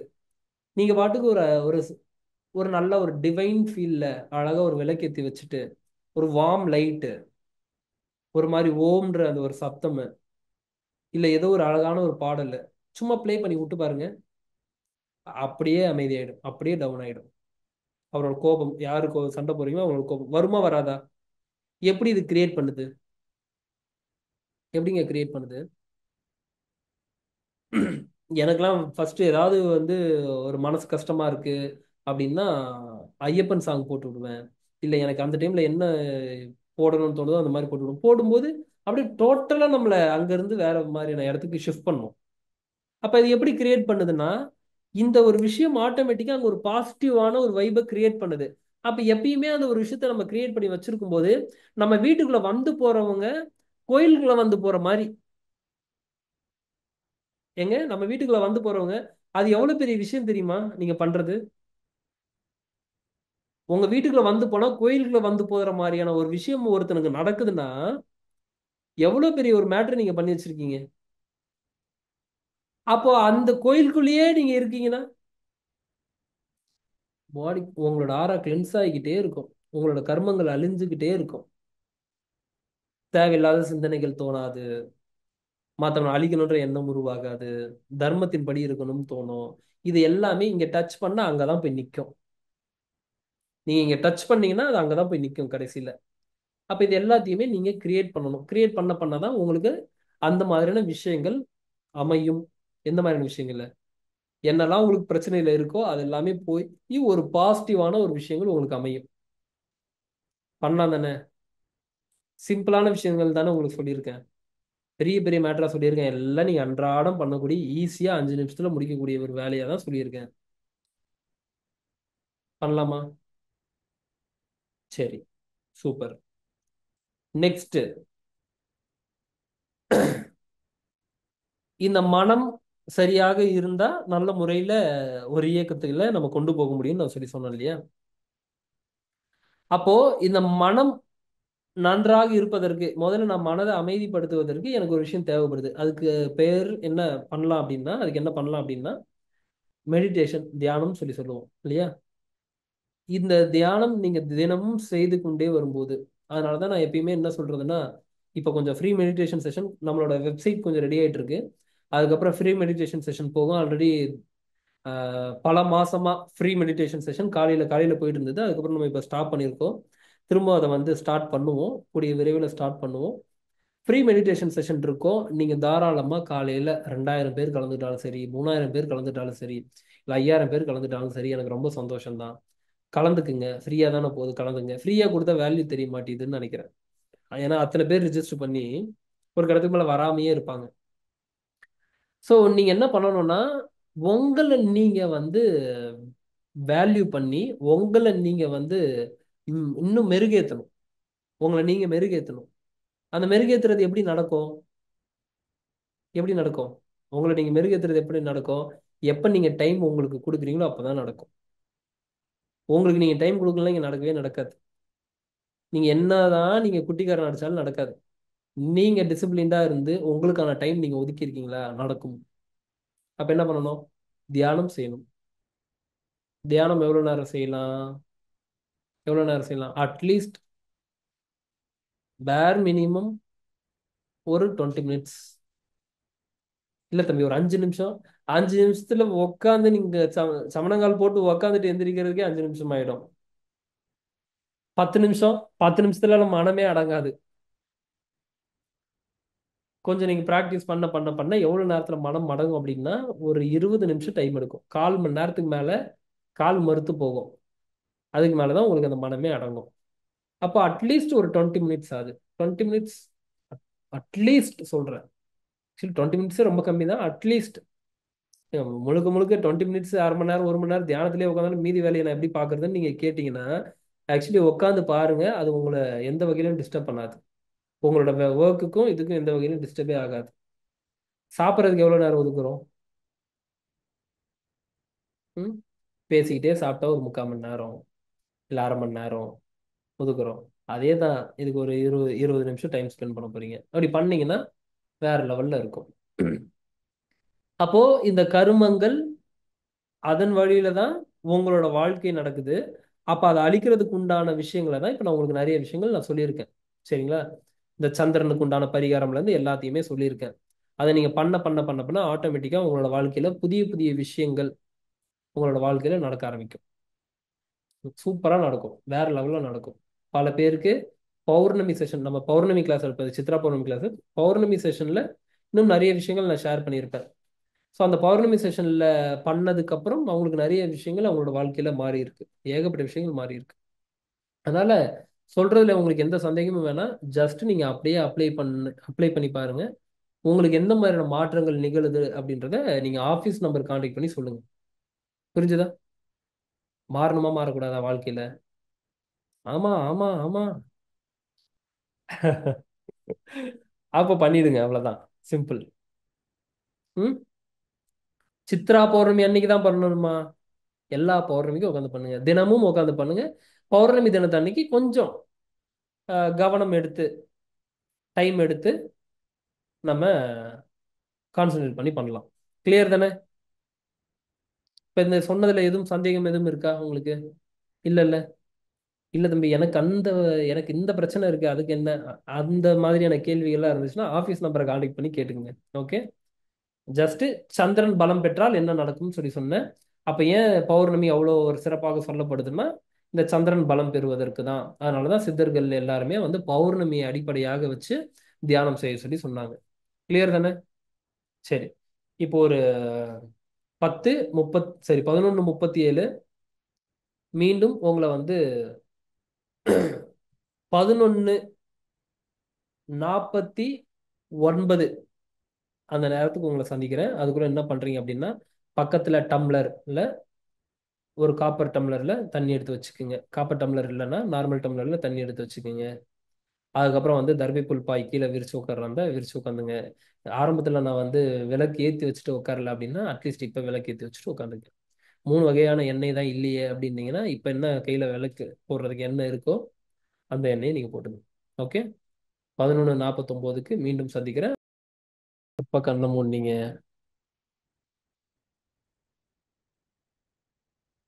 எத்தனை மணிக்கு மூடுனீங்க? ஒரு 11:40க்கு மூடுனீங்களா?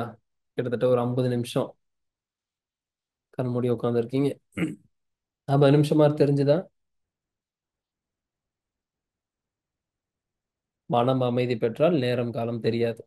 அதனால 13 வருஷம் 15 வருஷம் நாள் தவத்துல உட்காந்துருப்பாங்க. வெளியே அப்படியே கிளம்பிடும், தெரியாது. மனம் அமைதி பெற்றால் நேரம் இல்லை, அங்க நேரம் காலமே இருக்காது. ஓகே. ரொம்ப சந்தோஷம். இதே சந்தோஷத்துடனும் நிம்மதியுடன் நீங்க இருக்கணும். இப்ப எப்படி இந்த ஒரு பீஸ் ஃபீல் பண்றீங்களோ அப்படியே போய் தூங்குங்க. தூங்கி எந்திரிக்கும் போது நீங்க தூங்கி எந்திரிச்ச மாதிரி இருக்காது. எப்படி இருக்கும் அப்படின்னா ஒரு தவத்துல இருந்து எந்திரிச்ச மாதிரி இருக்கும். ஓகே. சொன்ன விஷயங்களை கடைபிடிங்க. சித்ரா பௌர்ணமிக்கு மட்டும் கிடையாது, தினமும் கடைபிடிக்கணும். கிளியரா? சரி. உள்ள நேஹா, நீங்க ரசமணிக்கு கொடுத்துருந்தீங்க, உங்களோட ரசமணி வந்திருக்கு. பூஜை பண்ணி உங்களுக்கு நான் கொடுத்துட்றேன். ஓகே. ஆனா நேர்ல வந்து வாங்கிக்கலாமா உங்க கையால? வாங்கிக்கலாமா? மே 22 என் பர்த்டே அன்னைக்கு நான் உங்க கையால வாங்கிக்கிறேன். இருப்பானான்னு தெரியாம கொஞ்சம் துபாய் போற வேலை எல்லாம் இருக்கு. பண்றது நான் ஓகே. சொல்றேன். ஓகே. எனக்கு மெசேஜ் மட்டும் ஆஃபீஸ்ல சொல்லி போட சொல்லுங்க, நான் நேர்ல வந்து வாங்குறேன். நான் பிரார்த்தனை பண்ணி கொடுத்துட்றேன். நீங்க அப்ப வேணா நேர்ல வந்து வாங்கிக்கோங்க. ஏன்னா நான் இருந்து வாங்குவன்றதுக்கு அந்த நேரம் கரெக்டா அமையுமான்னு தெரியாது. அப்படி சப்போஸ். இல்ல, நீங்க எப்ப இருப்பீங்களோ அப்ப சொல்லுங்க. சரிங்க நேஹா. ம். ம். நீங்க இருக்கிற நேரமே வரேன். சரிங்கம்மா சரிங்கம்மா. அதுக்கு முன்னாடி ஒரு சின்ன அப்டேட் மட்டும் உங்களுக்கு கொடுத்துட்றேன். மே 19 டு மே 25 பிரம்ம முகூர்த்தம் 7 days கிளாஸ் நடக்க இருக்குது. ஜாயின் பண்ணணும்னு விருப்பப்படுறவங்க ஜாயின் பண்ணிக்கலாம். மே 19 டு மே 25 7 days கிளாஸாக இருக்கும் லைவ். இப்போ எப்படி 2 மணி நேரம் பேசணுமோ அந்த மாதிரி டெய்லியும் நம்ம 7 days வந்து கிளாஸ் இருக்கும். 19 டு 25 திங்கக்கிழமையிலேருந்து ஞாயிற்றுக்கிழமை வரைக்கும் நடக்கும். 7 நாள் தொடர்ந்து நடக்கும். ஓகே. காலையில் 4 மணி டு 5 மணி. அப்ராடில் இருக்கிறீங்க அப்படின்னா ஆஹ், உங்களுக்கு ரெக்கார்டட் செஷன் கொடுப்பாங்க. பார்த்துட்டு நீங்கள் வந்து அடுத்தடுத்த நாளில் நீங்கள் பார்த்து தெரிஞ்சுக்கலாம். இப்போ திங்கக்கிழமை ஸ்டார்ட் பண்ணுறோன்னா மேபி சிங்கப்பூர் மலேசியா வந்து 2.5 hours வந்து ஃப்ரண்ட்ல இருக்கிறதுனால அவங்களுக்கு 6:30 to 7:30ன்ற மாதிரி வந்துடும். ஸோ அதனால வேலைக்கு போயிடுவாங்க. அதனால அந்த மாதிரி அப்ராட்ல இருக்கக்கூடிய பீப்புள் மட்டும் அடுத்த நாள் வந்து நீங்க ஸ்டார்ட் பண்ணிட்டீங்கன்னா ரெக்கார்டட் செஷன், எல்லாருக்கும் ரெக்கார்டட் செஷன் கிடையாது. அது அப்ராட்ல இருக்கக்கூடிய பீப்புளுக்காக மட்டும் அந்த ரெக்கார்டட் செஷன் இருக்கும். எல்லாருக்கும் இருக்கும் ஒரு அப்பப்பயே அழிஞ்சிரும். 7 daysல ஆட்டோமேட்டிக்கா அழிஞ்சிரும். அதனால நீங்க அன்னன்னைக்கு நீங்க பாத்துரணும். ஓகே, சப்போஸ் ரெக்கார்டட் செஷன் ஒரு நாள் நடுவில் மிஸ் பண்றேன், என்னால் பார்க்க முடியாது அப்படின்னா பார்க்கலாம். பட் அன்னைக்கு 7 daysல அது அழிஞ்சிரும். உங்களுக்கு ரெக்கார்டட் செஷனே அவைலபிள் கிடையாது. முடியாதுன்ற பட்சத்துல அது நான் உங்களுக்கு ஒரு ஆக்சஸ் கொடுக்குறோம். ஓகே, ஃபர்ஸ்ட் விஷயம். ரெண்டாவது என்ன அப்படின்னா, ரொம்ப நாளா நீங்க கேட்ட இந்த மந்த்ராலயம் வந்து 28, 29, 30 இந்த மாசம், மே மாசம் 28, 29, 30 இங்க இருந்து சென்னையில இருந்து பஸ் வச்சுதான் நம்ம மந்த்ராலயம் போறோம். 28, 29, 30 30ஆம் தேதி நைட்டு நம்ம வந்து திரும்பவும் சென்னையில வந்து ட்ராப் பண்ணிடுவோம். நானும் உங்களுடன் சேர்ந்து தான் நான் பயணிக்க போறேன். புக்கிங் ரெஜிஸ்ட்ரேஷன் வந்து ஸ்டார்ட் ஆயிருக்கு. புக் பண்றவங்க புக் பண்ணிக்கலாம். ஸோ அங்க இருக்கக்கூடிய இடங்கள், அங்க இருக்கக்கூடிய விஷயங்கள் எல்லாத்தையும் நம்ம டிஸ்கஸ் பண்ண போறோம். அங்க உட்காந்து தியானம் பண்ண இருக்கிறோம். ராகவேந்திரர் அவரோட ஜீவசமாதி மந்த்ராலயம். ஓகே, ரெஜிஸ்டர் பண்ணணும்னு நினைக்கிறவங்க ரெஜிஸ்டர் பண்ணிக்கலாம். அவ்வளவுதான் இந்த அப்டேட். நெக்ஸ்ட் வந்து பாத்தீங்கன்னா ஒரு ரீட்ரீட் ப்ரோக்ராமாக கொல்லிமலையில வந்து பிளான் பண்ண இருக்கிறோம். அது அடுத்தடுத்த அப்டேட்ல வந்து உங்களுக்கு அப்டேட் பண்ணுவாங்க. ஸோ தொடர்ந்து நம்மளோட யூடியூப் சேனல்லையும், இன்ஸ்டாகிராம்லையும், வாட்ஸ்அப் குரூப்லையும், சேனல்லையுமே வந்து இணைஞ்சிருங்க. நிறைய அப்டேட்ஸ் அதில் எல்லாத்துலேயும் வரும். அப்பப்போ நடுவில் ஃப்ரீ செஷனும் வரும். போன வீக்ல கூட 2 ஃப்ரீ செஷன் பண்ணியிருந்தோம். ஸோ அப்பப்போ ஃப்ரீ செஷனும் வரும். மிஸ் பண்ணாமல் அட்டன் பண்ணுங்க. கிளியர்? நாளைக்கு மறக்காம ஃபீட்பேக்கு கொடுத்துருங்க. நன்றிகள். மீண்டும் இறைவனால் சந்திப்போம். Love you all. Take care. குருவேஸ்வரம். நன்றி. Love you. வணக்கம். Thank you.